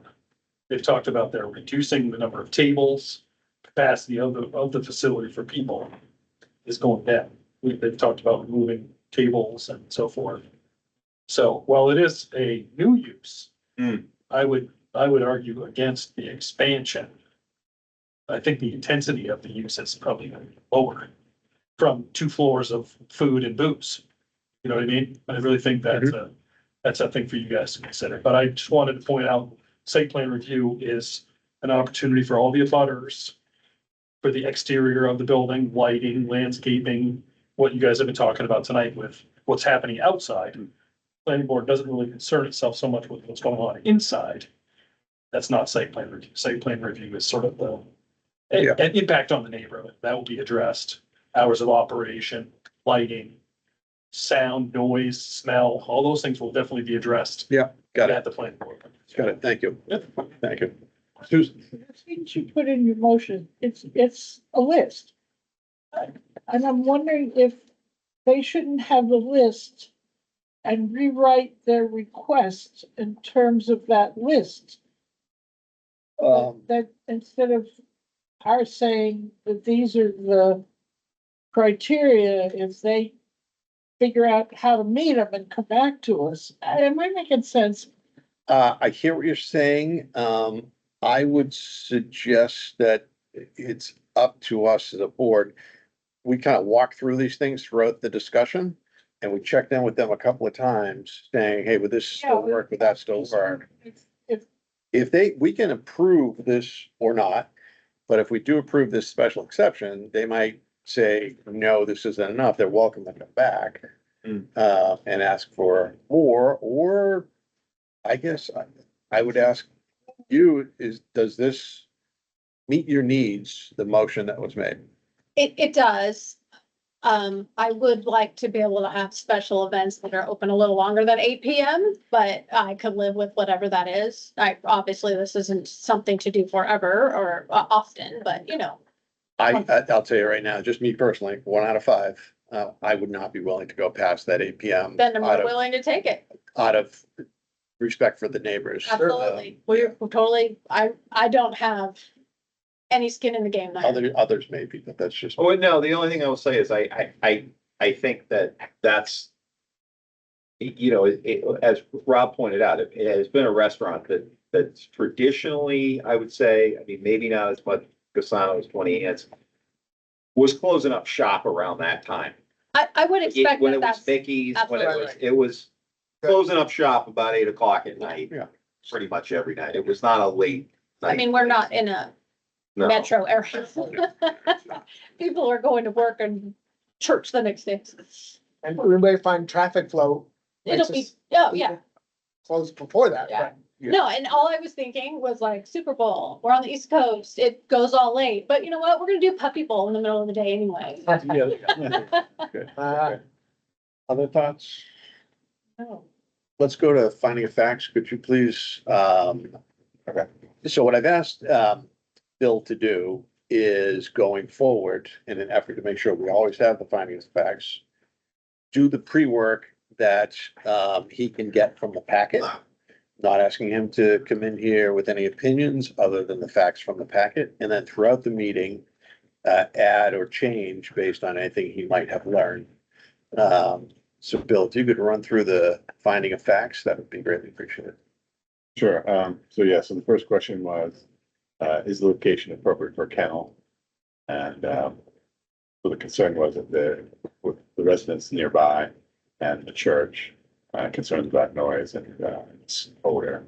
And it seems like those have been addressed by the applicant. Did you have those printed last hour? Yeah, I mean, I've added some things. I will call them.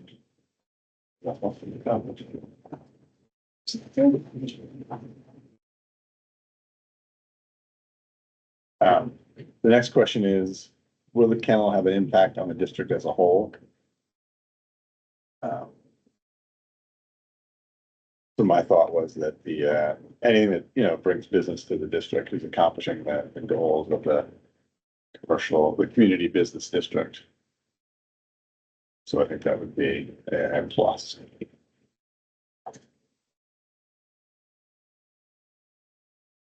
Any discussion there? So I think another fact is that it's a non-conforming lot. It's a non-conforming structure currently. I think that's a fact. Okay. How's that? Okay, I don't know how they answered these questions. So I don't think the facts they can answer these questions, but also facts are just things that are facts. Yeah. But I think there's plenty of facts. Shouldn't we just put relevant facts in here? I think there's a line that we can draw. I can't tell you exactly where it is, but, I think in the finding of facts, we should have anything that relates to property boundaries,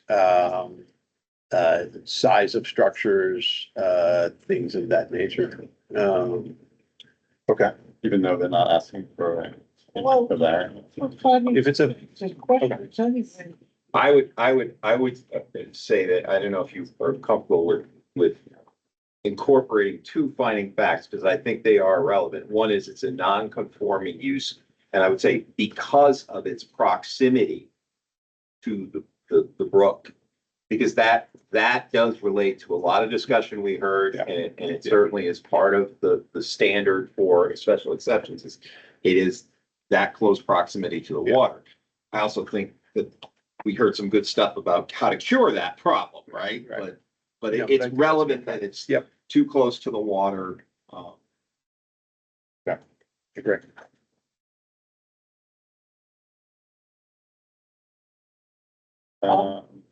Yeah, and so then the last question was, what environmental impact will the kennel have?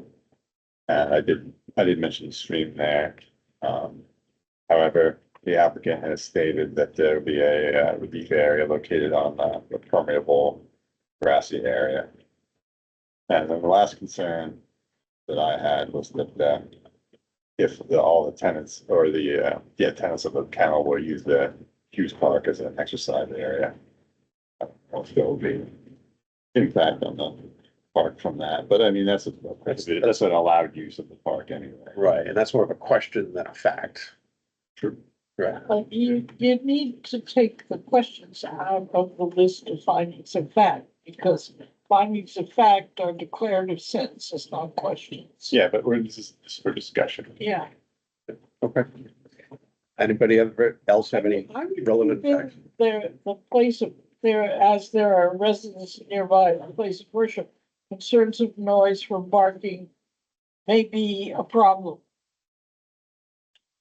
Not necessarily paramount, but a I didn't problem. hear anybody. I didn't hear that either. I Okay, didn't hear so that that either. can go out. Yeah. Okay. Yeah, I didn't hear anybody express the noise piece of Yeah. it. I think you asked about soundproofing and with it going all indoors. Yeah. I was actually surprised nobody was concerned about it, because that would have been my foremost concern. Okay. I think it's legit. I was kind of surprised we didn't hear about it. Well, and I think the site plan and those type of things are gonna dictate a lot of other things for these folks too. Okay. So thank you. Anybody have any other comments on findings of facts? Hearing none, let's move on We to, should put in something about the health things, I think. can you be more That- specific, Sue? The applicants have consulted the town and the state health people. And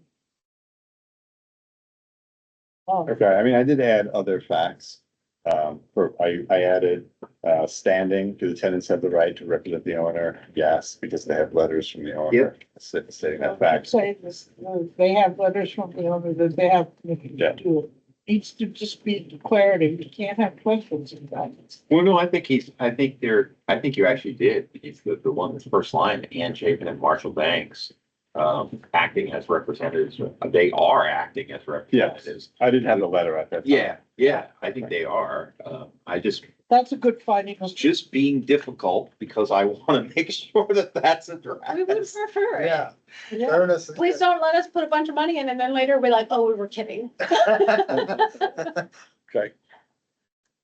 All right, good.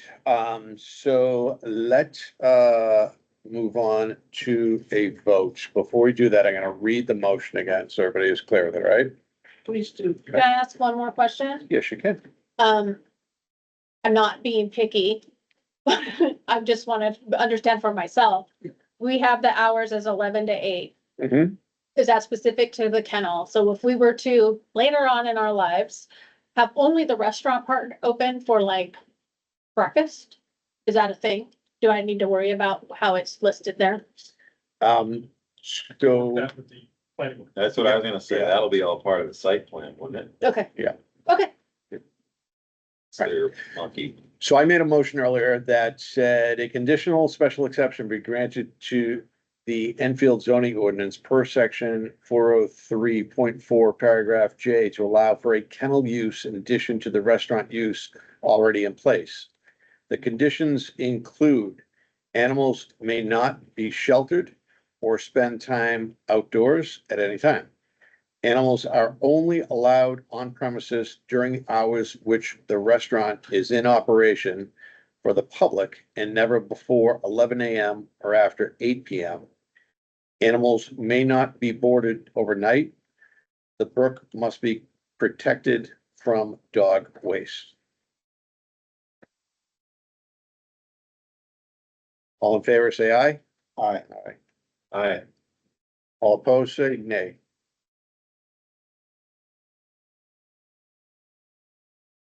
Vote is, I wanted to. I want to ask the okay, the vote is 4-1. You have your special exception. Thank you all very much. Conditional Great special discussion. exception. Congratulations. Thanks so much. Susan, I'd love to be able to talk to figure out what you're looking for. So I can make sure you're. She'll be there with the dog. I don't know. I saw this farm up in Vermont that people pay all kinds of The money. wine, right? They go, no, golden retrievers. Right. Golden Oh, yes, I retrievers. saw And that. You go and you pay like $200. Right. Right. Mauled by golden Right, retrievers and exactly. cheese and maple syrup. And I Right. thought, you know what? Yeah. That's not bad. I was like, okay, but $200. Can I invite our alternates back now? You certainly can. Are you guys done with us? We're done with you. Thank you so much. Thank I you. appreciate all your time so Really much. good discussion. Didn't like kicking guys out. No, it's not.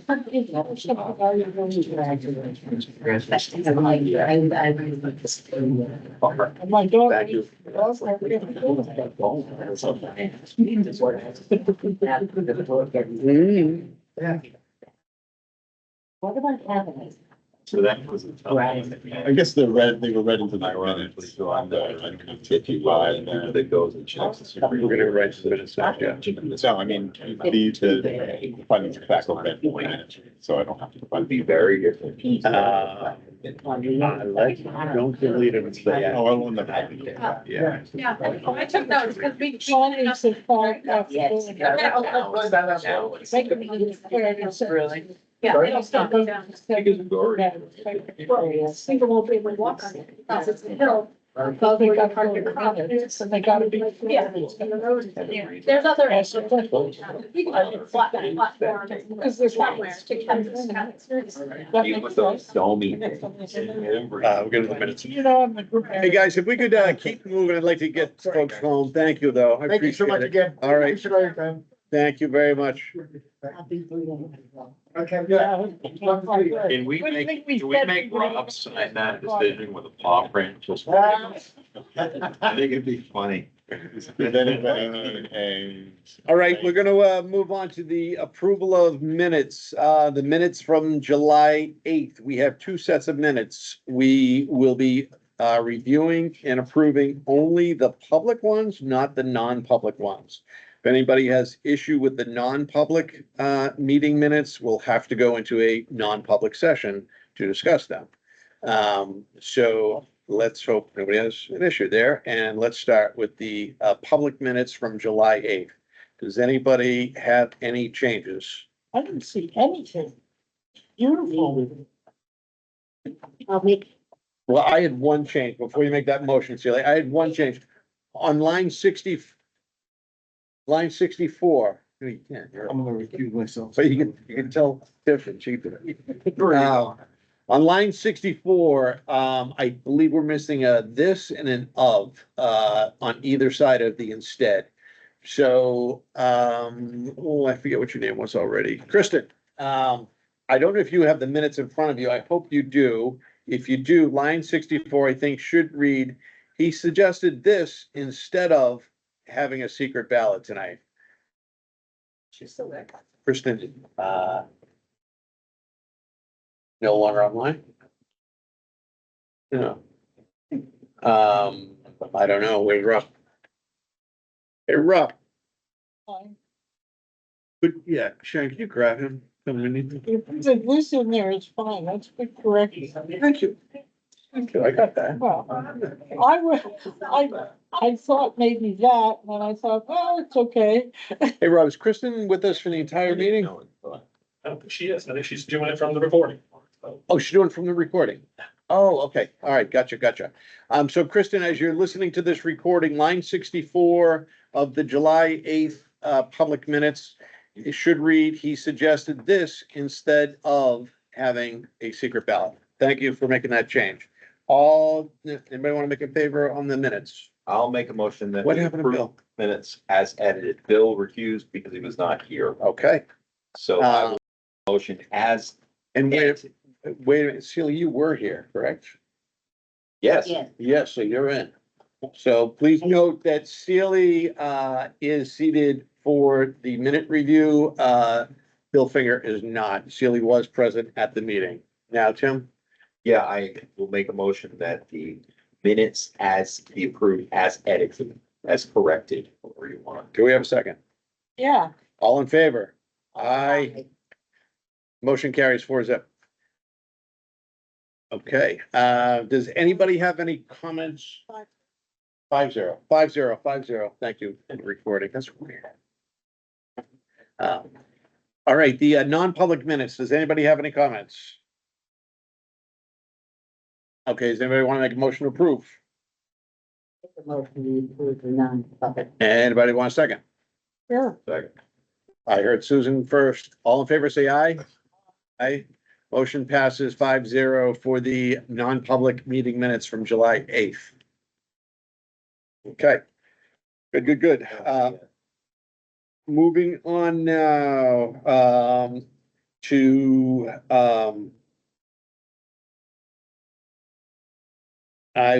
trying to make a decision whether we go with old business or new Susan business. needs a couple minutes. Okay, let's take 2 minutes, everybody. 2 minutes and come on back. Great. I think it's good. What? Once that they're gonna have. Yes. Rob, did you sign that decision with a paw Put print? that in, but that's, for me, is critical. Say that'd be good. I think that's really a good move. Yeah. Yeah. Do that, Yeah. Cause then they get all the certifications. Kristen, we're on a break right now, so you don't have to be recording anything. I'll let you know when we start up again. I think it's a good thing as well. I wonder how long that takes. If I bring my dog in for the first time, I told her to bring him on. so if I'm just driving down the road, I'm not from town, and I'm like, oh, I can go to the burger. My wife said, oh, I could too. My dog, oh. Then we see a restaurant, we pull over. Yeah, right. Is it? You would need to have your dog's rabies Exactly. vaccination information, so That's good. you might need to know you're going to go there and have a pre-registered, Yeah, but yeah, you need. or they need to have a really good system that they can look stuff up. I had my. He's going to a place like this, Parks and Bevy. I actually, so. It's the big roast of the dog, those are my favorites. Well, said last week they were just This was my girl. a restaurant, They'll look took the for all dog, the same thing they, Yeah, yeah. and they said that it was very much. Irish setter Their dog, are beautiful, and they had a good time. free. Now, Yes. somebody were called. She's a little sad. Yeah. And she like. Yeah, yeah. Funny that they bring that So up Molly. when we had it here and. Yeah, exactly. They are, it's great, it's a weird shit. Yeah. Sharon, how's your summer? Good? But Good. the only thing she ever brought her, I was just saying, so, like, what are we going to? that's what I mean, like, you're not right. Yeah. She'd watch for that. I think good things are coming out of degree, but some good things. Like, Oh, good. And I think one thing will feed off another. They'll come for the brew club, they'll see the coffee shop. We can just get some parking now. Well. That's legislature's gonna fix that. This- Park at my house if I- you want. Good charge. Oh my gosh. Yeah, Um, yeah. So I think so too. I saw, David at, the roof club one night. I was actually picking something up at 56 and walking by. He seemed to be, he was with his brother. Yeah.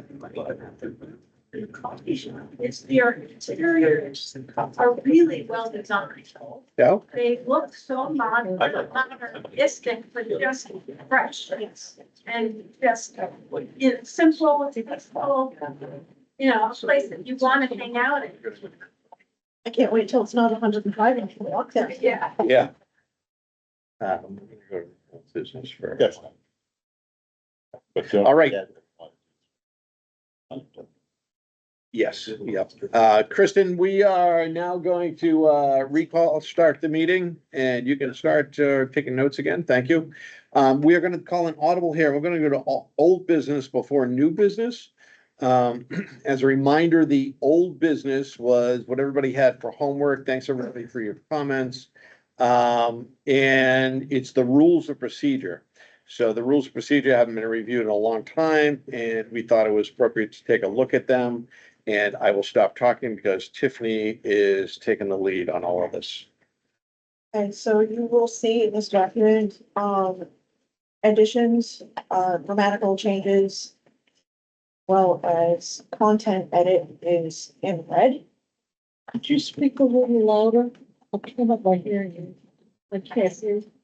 Grammatical as well as content edits are in this document in red. So Yep. Susan, I implemented all of your grammatical changes, you'll see here. Change to item number 2. Under numbers and alternates. Shouldn't there be a period, grammatical thing, shouldn't there be a period after Roman numeral 2? Where are we looking at? In elected member term of 3 pursuant to RSA 2, and then they're missing a punctuation mark. Yes, 6, So what I 7, 8, 3, 5. propose is for minor copy edit. If you want to mark that and give it to me, I can make minor did. edits so as to save time. And then at line in number 3, I would have put board in order to stand ready, Under which, where it says attend all meetings, familiarize themselves with workings of the board. I would have said in order to stand ready. Just so it makes it a little clearer. I like what you did. Well, it's a good job. Okay. But there are a few things that So did you already submit these few things? I gave her my corrections before, at the meeting. I had written out my corrections and I gave them to her printed. Yeah. And I think there was a typo there. That there needed to be a period after the Roman numeral 2. so would it be acceptable for, I see several pens marking paper here, to make the edits? I can redraft the document according to the collective edits. come back next month with the redrafted document or maybe final. And there was one, Yeah. the page numbers are all number 5. That's interesting. I didn't. Dan, get can I that ask part. you a question? Yes, you can. So I apologize for not seeing this sooner. And it's the very first thing, and it just occurred to me, a chair shall be elected annually by a majority of the vote of the board. Votes. Do the alternates vote on the officers? I know it seems silly, but I think we could address it here. Is it only the full members or would alternates vote? And I don't really care which way it goes at all. I just think maybe put a word in that defines elected member versus appointed member. I don't know, whatever you guys want to do. I just, Yeah, just no. stood out to me like, geez, I don't even know what the law is on that, but. Yeah, no, in my opinion, it will be the seated members, not the alternates. Sure, I mean, without any other language, that would be. Speeded's perfect because that way if Tiffany wasn't here and Kyle sat in for her and we were electing officers, there would still be 5 people voting. Yeah, that's right. Yeah, I like that. Want to be present for that first meeting, otherwise. Yep. That being. One word. You get an opposite. Yep, so, just at a 30,000 foot view, I want to move this along relatively quickly, number one. Number two, this went out, over a month ago for folks to give input on. Mhm. So I'm assuming we're only gonna have a few things that come up that, I only got this 2 days ago. no, Susan, it's in the minutes, actually, that, The edits I made. the minutes you had made. I didn't come to it didn't come until I got Rob's packet. So the direction to look at everything Was last month. was last month. And I gave her my corrections from last month. I handed them to her on paper. Right. This is what I'm commenting on. So all of the edits that you gave a month ago have. been They're here. You incorporated. see the fewer, that's my edit. Yeah, so they have been entered. So I'm assuming if you've given all your edits a month ago and they're in here, you'll only have a few edits now, Additional. additional evidence. So if I could finish it, my point was, where there will only be a few additional edits, I would like to get this all wrapped up tonight, rather than having to send Tiffany away and do it again next month. Well, I have a question, for instance, that the order of business here is not the same as the way we do it. Okay, so I won't even go back to. Go ahead, what's your question?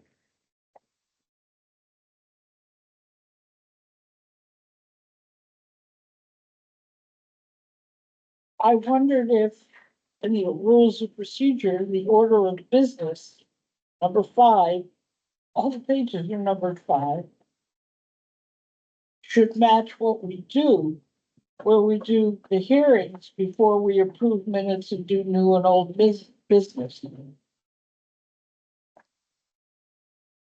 You know, I see what you're saying, and I can tell you from the ancient perspective, and this is really feeling on the ancient perspective.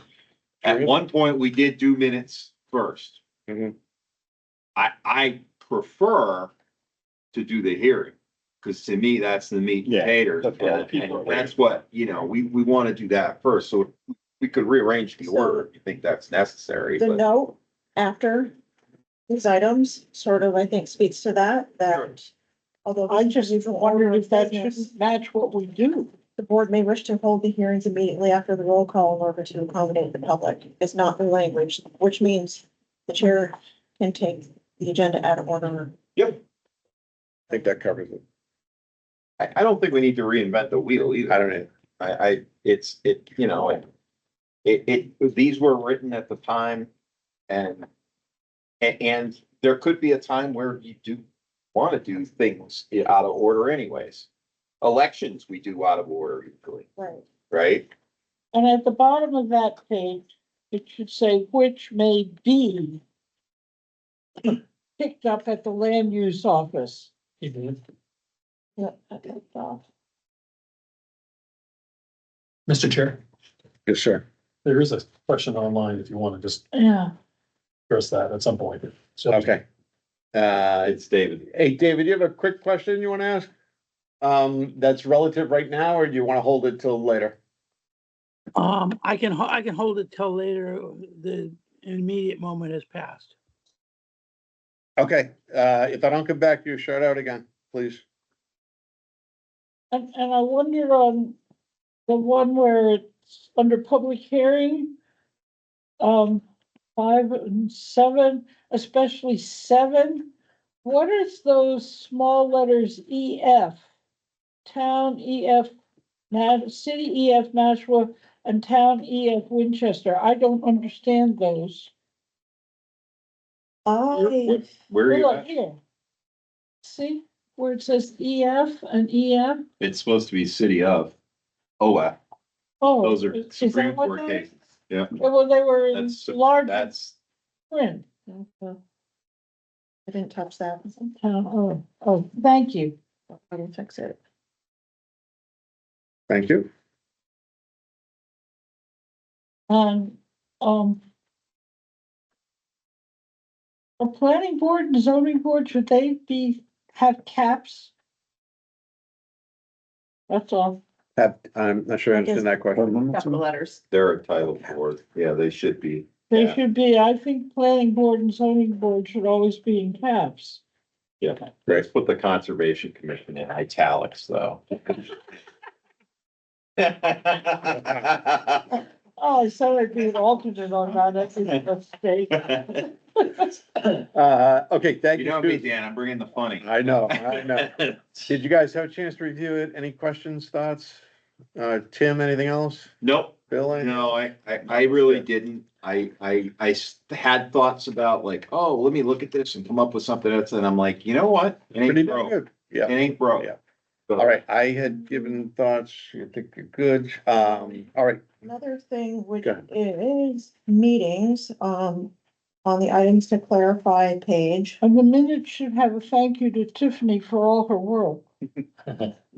No, thank you, needed. So item number 1, no. Item number 2. Yeah. Regular meetings shall be held at the DPW building. Yeah. It seems we may be moving, not sure, but I would say regular meetings will be held in, I think we could say, a How about- town, at a town office or like regular. at a published location. Regular Oh, I meetings like shall be published held at a location, location that's to be announced in accordance with minimum notification requirements. Yeah, Good.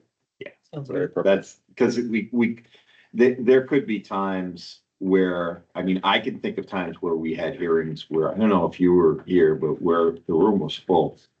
Yeah, Wyoming Farms. yeah, we'll make that call. So Yep. And it's, additionally, normally on the second Tuesday of each month, when a regular meeting falls on a holiday observed by the town of Enfield, the regular meeting shall normally be held on following business day, when? A date to be determined by the board. That's good.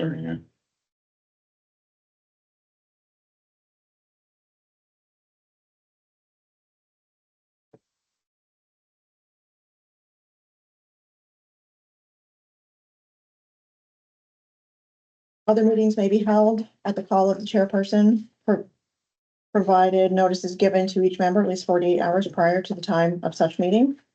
Mhm. What do we think about in the case of emergency? I have no idea what that might be. But the chairperson may call a meeting without prior notice. Like that? there's a whole statutory provision of emergency zoning. Yeah, I would leave that. I would leave I that. can't imagine when it will come up. I can't either, but I would not, Kind of disaster. I think that covers us if we need to do something. Yeah. Yeah. There's, So I will add that to section. I don't know, maybe it's got somebody gonna seek and desist and. I mean, the only time. Like a lawsuit or something. Yeah, the only time I could see is a court telling us we had to. The court could remand and say, you will hold a hearing within 10 days. Because we just changed all the zoning and pushed it down. Yeah. Yeah. And we're just telling you, you're having a hearing in 10 days, whether you're not supposed to have one for 40 days or not. Right. That,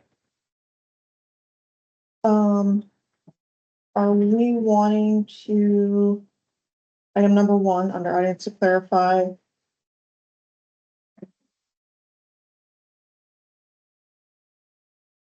It's five alternate members. Are we still wanting five or are we wanting three? I think the statute says 5. And I'm a stickler for whatever the law says you do. No, So it's the state statute? Yeah, doesn't say up to 5? Yep. I think so. yes, up to 5. Up to 5 is fine, but we don't have to have 5. Right. Good luck. We've never had 2. We don't want 5. We don't want We're 5. lucky, we got 3 now. Really happy with our 3. They're I'm wonderful. really happy with So that edited section, members and alternates, item 2, the red text, is that satisfactory or? Yeah, elected members of the board may appoint up to 5 alternate members for a term of 3 as each. Yes. I'm good And the with that. rest? Which shall be staggered in the manner as elected members pursuant to boom. Alternate members should be appointed at a regular meeting of the board via majority vote. I'm not so worried about staggering them. I'm just worried about keeping them. So straight. Really fun, isn't it? Had a ball already. Wait till we go to the annual Right, the staggering. zoning dance. That ain't formal. Yeah, that's the best part. The board shall invite via public platform interested candidates to submit a formal application. Yeah. Okay. Yeah. Rest is good. So. Susan, it seems like you had some edits you wish to make. Everything that's that is fine. fine. I have something else I'd like to say to the board when we're finished with this under new business. So if anyone has, You don't have any more edits you want to give Tiffany? No, I didn't find anything else. I Okay. just, Thank you you. answered my questions and you did a beautiful job. I like what you did. I can't tell if she's looking at me or you. I turned up my hearing aids. Good. Anybody else? Anybody else? Okay. I will make the edits we spoke about here. Do you want my copy with my marks on it? Yes. I will provide to Rob prior to the next meeting for us all to Let me review. pass that down to Tiffany. Thank you. So the goal is now, thank you. The goal is now, Tiffany's gonna take everything we talked about. Everybody said that their final say, she's gonna put it all together. You're gonna bring it at the next meeting. We're gonna review it, vote on it and sign it at the next meeting. Good, Okay. good idea. So what would really get us off track is at the next meeting, if anybody says, oh, I think we oughta, that's really gonna bog us down. No, So, I think my thought would be, do it, and then we keep maybe doing this every 2 years. You we're look at supposed to do them. it, we're supposed to do it every year. So, Okay, good. I just wanna make sure everybody's like, we're gonna be good. Thank you, Tiffany. I agree. Thank you, Tiffany. Should be in the notes. And Susan, go ahead while we're on old business. You sent out an email to everybody with the agenda, which is fine. I know that was permitted. But it is in nature of an unnoticed meeting. Because if somebody answers you, then it becomes an unnoticed meeting, which is why you probably should send it to Rob and let him distribute it. Because if anybody emails you back, then it's an unnoticed meeting and we can't have an unnoticed public meeting. Thank you for raising the issue. I respectfully disagree. We would not have a quorum. That were Right. 2 people talking. That's not a meeting. If no, I spoke to Rob about this afternoon. Yeah, the danger is if somebody responds, if everybody responds all, reply all. No. Rob, don't hypothetical. Stick to what she just said. If somebody two people responds to me, respond, that's 3 people. it's not, because they're all blind copied. You Right. can't respond to all. You can only respond to me. If you respond to me, it's not a meeting, we don't have a quorum. If you respond to me and then the next day Bill responds to me, we still don't have a quorum. You're not in communication. I No, find Susan, it a don't just, matter for concern only if we get hauled into court. we can get hauled into court. We're fine. We're not having a meeting. It's No. allowed. I talked to, again, I went That's to why New you Hampshire can't reply to Municipal. all. I went to the New Hampshire Municipal lawyers and I asked them because you brought this up in the past. And that's why I said that I'm only concerned if more than one person replies to you. But do you understand that you can't have, somebody can't respond to more than just me? You would have to, I you thought would, it was on my email that everybody got it. Not mine. Don't, It was on mine and it was. was it on anybody else's? Well, I find it a matter for concern because when you get hauled into court, you better be perfect. But Susan, if we are doing things that the lawyers tell us we can do, and we're doing them the way that the lawyers tell us that we can do them, and we find that everybody Yeah, was blind copy, actually, they're not blind copy. if they're not, Oh, No, so mine that's, wasn't but a that's blind Rob. copy. wait, time. Correct. this is from Dan. So the one Okay. from Dan on Sunday at 10:40 AM only says to Dan and Rob, and otherwise everyone else is blinded, but where all the documents were came from Rob. Yes, And that and Rob included everyone. and blind copy. So you should be taking this issue up with Rob. I did. That's why I said I Yeah. wanted to speak I guess to we could that. have all replied That's why I all said I to wanted to Rob's speak email. that. Yeah, I just want to be sure. If we get hauled into court, no, you've said that now the couple of times, Period. we got it. We that's got it. it. So Rob, in the future, when Blind copy. you send things out to us, could you blind copy everybody? Yep. Thank you, we And if a appreciate mistake that. is made, do not reply all. Yeah. I just think we have to Oh, go Susan, careful. we got it the first time. Thank you. All right, let's move on to new business, please. So we have asked, I went to the planning board, as, discussed that I would, and I went to the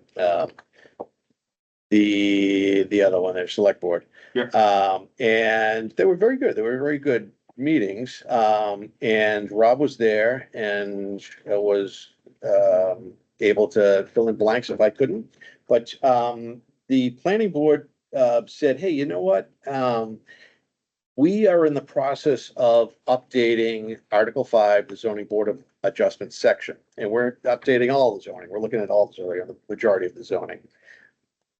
Before we update anything about the zoning board, probably be a good idea to ask the zoning board what they think. And I said, I think that's a very good idea. And they said, can you take a look at Article 5? And as a board, come up with what you think it should say.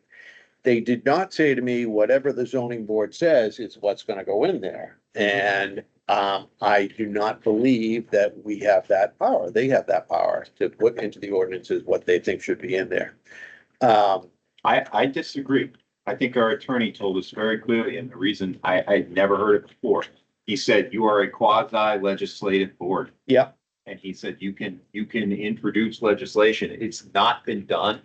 There have been times, I think what's happened is the Rob person, whoever it is, works with them on something, but I do think the zoning board can decide we want the ordinance or a new ordinance to say this, and then we would go on the ballot as the board recommends this by a vote of 4-1 or whatever the heck it is. I don't know that we want to. There's more of them than us Yes. to do the work. They got a lot of. I like being the appellate board, I'll be honest. Guys look like. That's the zoning board section of this. Yeah, it's page six. So it's got variances, special exception. The whole thing is in there. Zoning. No, That's not your zoning board plan? No, that's all planning Okay, board. well, I did one copy for those who don't have. That's all So, I said. Kim, I'm not sure I agree with you or disagree with you. It was the first time I've ever heard that. I would need to get some more professional advice. So what I would like to do is I'd like to go forward with what we'd like to see. Yep. If they would like to see something dramatically different than what we're saying, we'll come back together as a zoning board and say, okay, maybe it's time now. Do we all agree? Or is it just one person that wants to say something? How do we feel as a board? And then if we felt very strongly and it was different than what the planning board would like to do, and I doubt it, but if it were, we could then get some additional advice to see, is this something that we could quote unquote fight? But I think that they'll be very open to our ideas. So one thing was Article 5. The second thing, and I'm gonna go before you actually. So they asked two other questions. So if you please focus on what I'm about to say and answer. They asked, are we having any repeated issues? I.e. citizens keep making legitimate appeals for the same ordinance, whether it be for a variance or a special exception. And they said, would the ZBA like to request that the planning board reconsider any of the ordinances? So as an example, if we had an ordinance that said, you can't park your car within 5 feet of the property line. And we had a number of people come to us and say, look, I just can't, I live here and it just doesn't work. And like I'm gonna exaggerate, but every month we had somebody come in saying, hey, I need a variance to this, I need a variance to this. Going to the planning board saying, hey, guys, you need to lighten up on this. They would be interested in hearing that. So, can anybody in the room think about, are there any repeated issues that keep coming up that we think the planning board should consider maybe changing in the zoning for the town? The one I can think of that has come up, I think about 3 times over the last number of years, was if somebody owns a lot across the street from their house, and it might have been Holly Drive or it might have been the Boulevard, and they want to put a parking structure on the land on the other side. They own both, but it's separated by a road that goes right through the middle of it. That's the only kind of repeat thing I could think of, that it's one of those again, not all the other stuff. It's pretty individualized. It's, Well, and we have all those places around those lakes that come up all the time, and there's not a lot you can do about it. You just have to take each case absolutely individually because of setbacks and so forth and so on. And they have 2 years to do what they get permission to do. And then if they don't do it, they gotta come back. Before we go to you, Bill, Tim, so is the ordinance that you're referring to, it says if there's a road, it's not a contiguous lot, and therefore. Yeah, the road separates the lots. So And that creates, like, in some of these, you imagine on the boulevard, right? You have a house sits practically on the road and always has, and then they own the lot across the street. And putting up covered parking there is actually, I think we've come down every time saying, look, that actually benefits road congestion, right? Having people have a legit place to park. Yeah. So I don't know what my suggestion would be, but it's the only issue I can say, yeah, we've done a few of those. So that's kind of where I was gonna go. I was gonna push you a little bit and say, it's happened 3 times in the last couple of years. Is it more like what Susan's saying? Is it everyone's a little bit individual? We need to. No, it was pretty much lot across the street. They want to put a parking structure. I think parking structure in general, that maybe they could look at that, like how could we, because we've had a couple others that were parking structure things. And again, it's really one of the fundamental principles of zoning is street congestion. Okay. That's why we did it. So I'm more than happy to bring it forward. Can you give me some more ammunition? Can Yeah. you tell me specifically, the RSA, that and how many times it's come up, and even give me a case example where it's come up? Yeah. So that I can say to them. Can I email it to you? or- Absolutely. I don't need it right now, off the top of your head. Yeah. Unless you got it. Go ahead. No, I don't. Okay. I've been to 4 meetings today already. Good. If you could, I'll. Yeah, bring that forward. it's the Okay. only thing I can say that it's dead similar to. Okay. And the only one that I had was the height requirement, not necessarily the number, but just the fact that it's measured from the bottom of the building. I think that's sort of non-standard and very different from other towns, and I'd like to see that normalized. Can you send me an Great. email on that as well, please, with Yeah. the ordinance, so that I can give them very specifics? Yeah, I can provide language from other. I think that'd be great to clarify that issue. Sure. Sorry, just like, where? Well, like Lebanon, for example, I believe it's average grade. So you want it Sure. not measured if it's a sloped hill measured from grade here? Right from the lowest possible point you can find by like, searching the entire foundation. It just doesn't seem like a very fair way to implement it. I'll bring these forward, not as a, but could you consider these? Yeah. If you could both send me an email, please, that would be wonderful.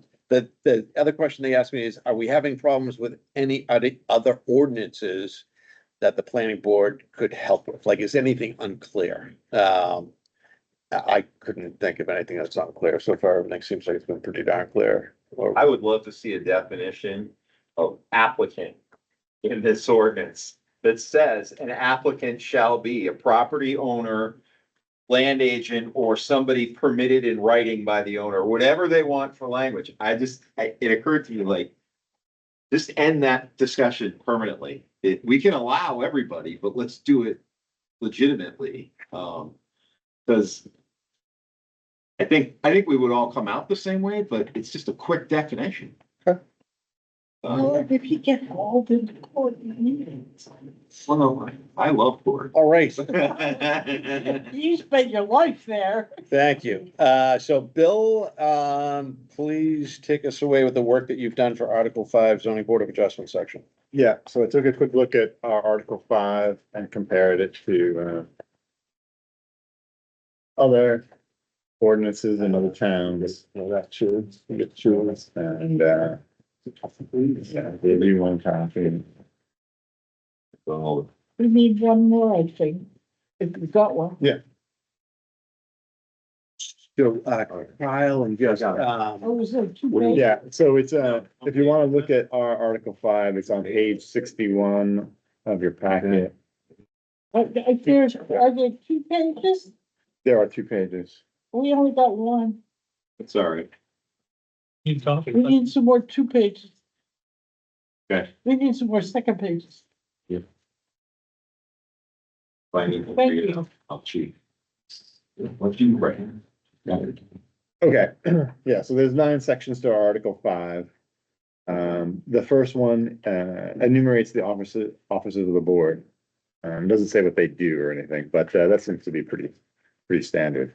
It lists the office of clerk, which we've never actually implemented during my time. I don't know, Tim, if you remember there being a clerk. Yep, a long time ago. Yeah, so I was gonna suggest that we remove that, because we have an excellent recording secretary. Yeah, that was Bill Finger. Can you repeat that, what you just? Oh, yeah, I recommend, I mean, it's written in here, but I recommend removing the office of clerk from the ordinance because we don't actually implement that because we have a recording secretary appointed by the town. It's funny, it used to be, say, secretary. And then we changed it at some point to clerk, and I don't remember why. But to me, the function of clerk is like between Rob and the meeting, the minutes taker. That's Yeah. what a clerk would do, not. Yeah. Or a clerk if you're in England, so. Yeah. Yeah, okay, it specifically specifies 3 alternate members in the Article 5, Section 500. I wrote here, we of the board, but of course, obviously I was writing this out of myself, but if we approve this, then the language would be, we of the board feel that the number of alternates selected should be at the option of the board, depending on circumstances such as availability of candidates, reliability of serving board members, and caseload. In other words, if we have a lot of cases, maybe some people get burned out, maybe we'll need more alternates.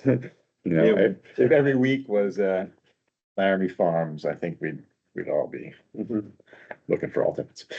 Okay. So that's what I have to say about. So your specific recommendation is that we stay similar to what we just reviewed, the RMP. We have up to 4, Up to up to 5. Yeah. Yeah. At our discretion. This continuity. Yep. It makes a lot of sense. With you. Okay. Oh, and something that Dan suggested, again, I wrote the board, but it's just but we're pending your approval. We feel that a limit of 2 consecutive terms for each officer is appropriate to give the opportunity for others to serve and to give the board a fresh perspective. This way Dan can't just be, chairperson for the next 20 years. I think That's a what's, good- what that's a sense good to me idea. that you're saying that the limit of 2 consecutive, are you just talking about the chairman and vice chair? The result of the officers, and that was created for a reason historically. Okay. And it was, Ed Scovner was chairman of the board for how long, Celie? Like 12 years Okay. running. And, Yeah, and it was, it was time. It sounds like you concur with this language. Adding this language. Yeah. Should you say chair and vice chair instead of each officer? I think either way. I mean, should you specify chair and vice chair? Because they're the elected officers of the board. Yeah, but just thinking, what if they want to add another officer that I haven't envisioned? We wouldn't have to change the Well, since language. we if it now says have a each. paid recording secretary, what else would we have? We got rid of the clerk by your last edit. Yeah, Yeah. but I mean, I say the frankly- planning board doesn't like that. They want to keep the clerk requirement. Yeah, I actually would suggest something even more crazy, which is, why don't we just say that the chair can serve 2 consecutive terms?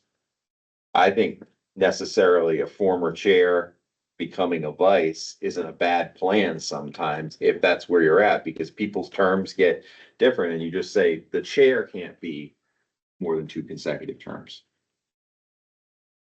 Because somebody else might be just fine at being vice chair.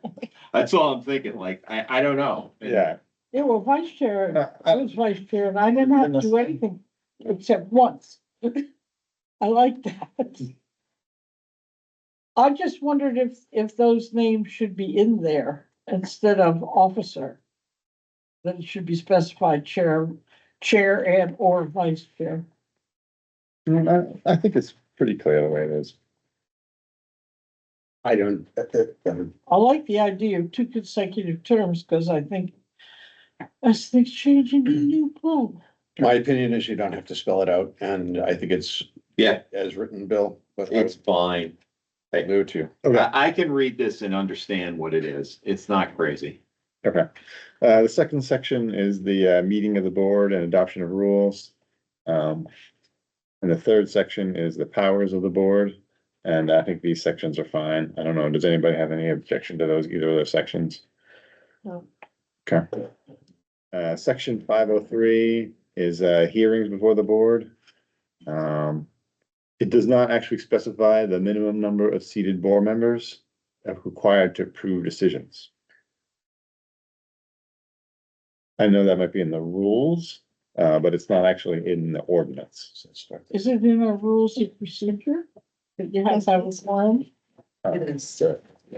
Yeah, but do we want it in the ordinance?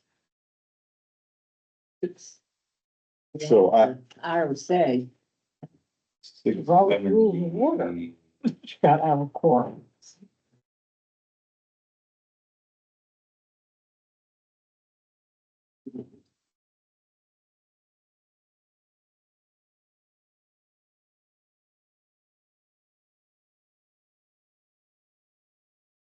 what part are you asking if you want in there or not? The applicants may elect to move forward with less than 5? Oh, yeah, this whole part in italics is Yeah. the proposed new language. I, But it looks like they're looking up to see if it's in the state. that's what I was looking at, but we worry less about it now with a good number of alternates. There were times when you didn't have any, and it was like, Yeah. somebody's sick, you wanna go forward or not? And it shouldn't say less, it should say fewer. Less is quantity and fewer is number.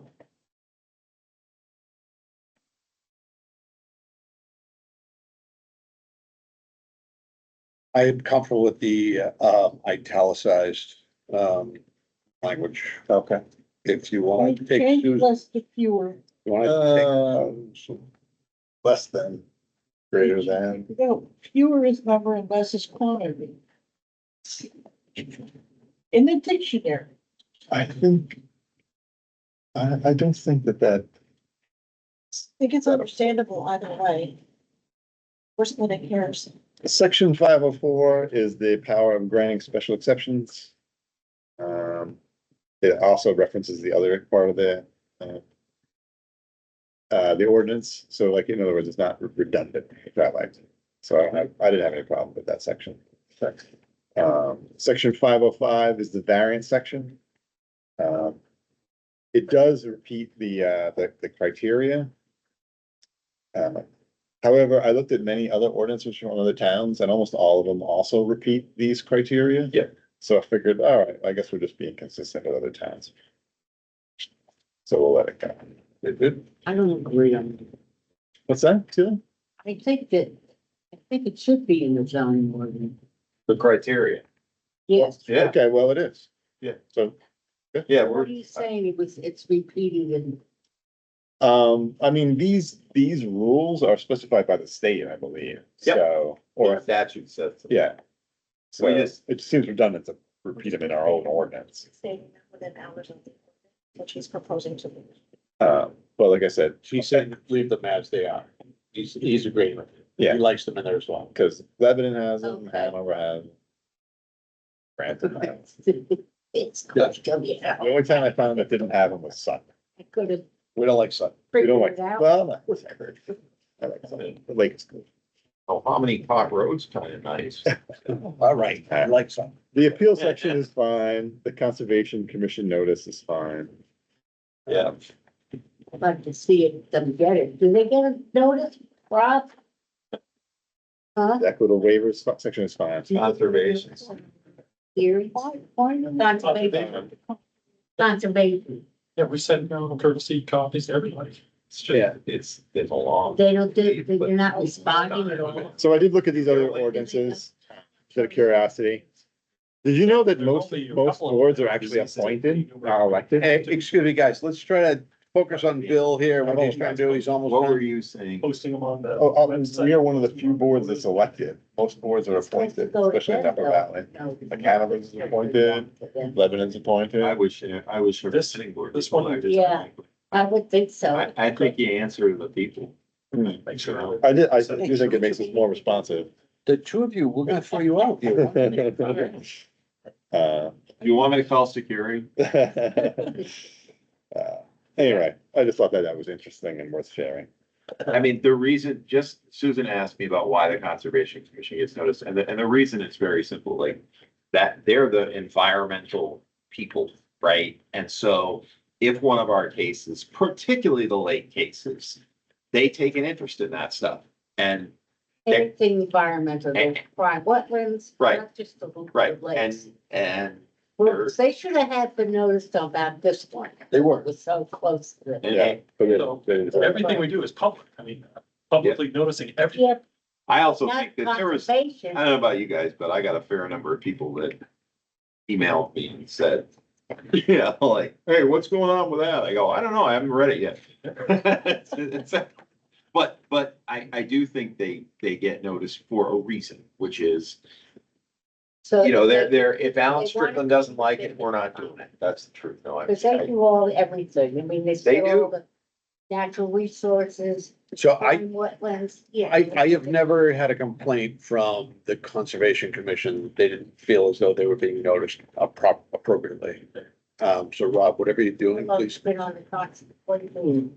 I have never had a notice from Shirley Green or anybody on the Conservation Commission complaining to me that they weren't notified of a meeting that we're having as a zoning board. So I think whatever Rob is doing, he needs to please continue doing Happy it. to send it directly to Shirley. She's the chair if you want to. I mean, that's. I don't think I that's, think so, because. okay. I think if Shirley asked for They're not that, Getting it. If you think they're not getting it, I don't think they are. There's a couple of some of the things, like the Laramie Farms thing, I sent a representative. oh, yeah. yeah.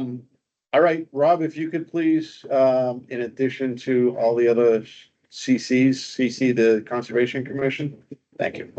Thank you. It's great. All right, That's all. so the next step on this is there's a planning board meeting tomorrow evening.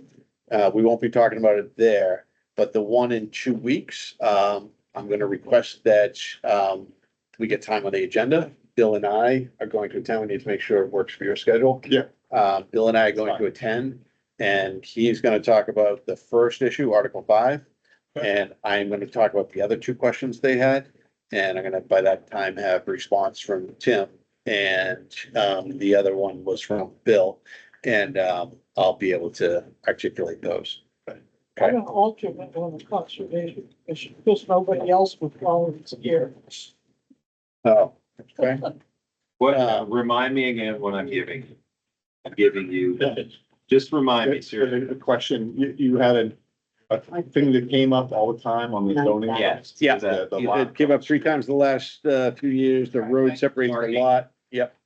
And, Parking. yep. Are we allowed to accept these? Are these gifts that might? I was gonna say to Rob, don't ever let them do that again, folks. It could, this is a 25% off coupon that was delivered to the board members prior to the hearing. I didn't know it. It But they. All right, do I have a motion to You adjourn? got one. Motion to adjourn, Do I have please. a second? Second. Second it. No, All in I favor, had aye. a comment, So, right? comment first. Oh, Comment yeah. first. Okay, sorry, It's so sorry, patient, sorry. Dave. Thank you for bringing it up. Go ahead. That was in. We're still sitting here. It may be a bit picky, but there are two issues regarding right to know, as I understand it from the NHMA. Okay, go ahead. One is that when that even side comments at a meeting where there's a quorum present, which there was during your when you recessed, may still be part of the meeting and therefore needed to be recorded by the recording secretary. Very picky about it, but there's case law related to that. Secondly, there is definite legal basis, whatever you've been told otherwise, that asynchronous communication between board members is considered the same as a synchronous meeting. Where you have to have a quorum for it to be a meeting. But if you have 3 doing asynchronous communication, then you have a meeting, a quorum, and you have a meeting. It doesn't have to be at the same time. Right. So, just as a You can't. point of clarification, if I respond to something that Rob has sent me and Tim responds to something that Rob had sent all Then of it's us. communication with Rob, but if you communicate with each other, correct. it's a problem. Correct. We So understand. communication with each other is a problem. We are well aware of that, and I think we I am 100% confident that we are complying with that. And we will continue to address it as necessary, but right now I think we're fine. If you ever see an instance where you think we are not fine, David, please, as you normally would, raise it. Okay, it was the issue that you had mentioned, the lawyer, and that wasn't clear to me what you had intended to say related to that. Tim may have his opinion on that as well. Okay. All right, that's it. And again, I think it's picky, but better to be picky in your process and not get hung up on it later. Well said. Thank you, David. Thank you. We stop the recording. And adjourn. All in favor of adjournment? Aye. Okay, Timestamp timestamp. 9:33. Thanks, Kristen. Nice job. Rob, Yes. this was totally inappropriate.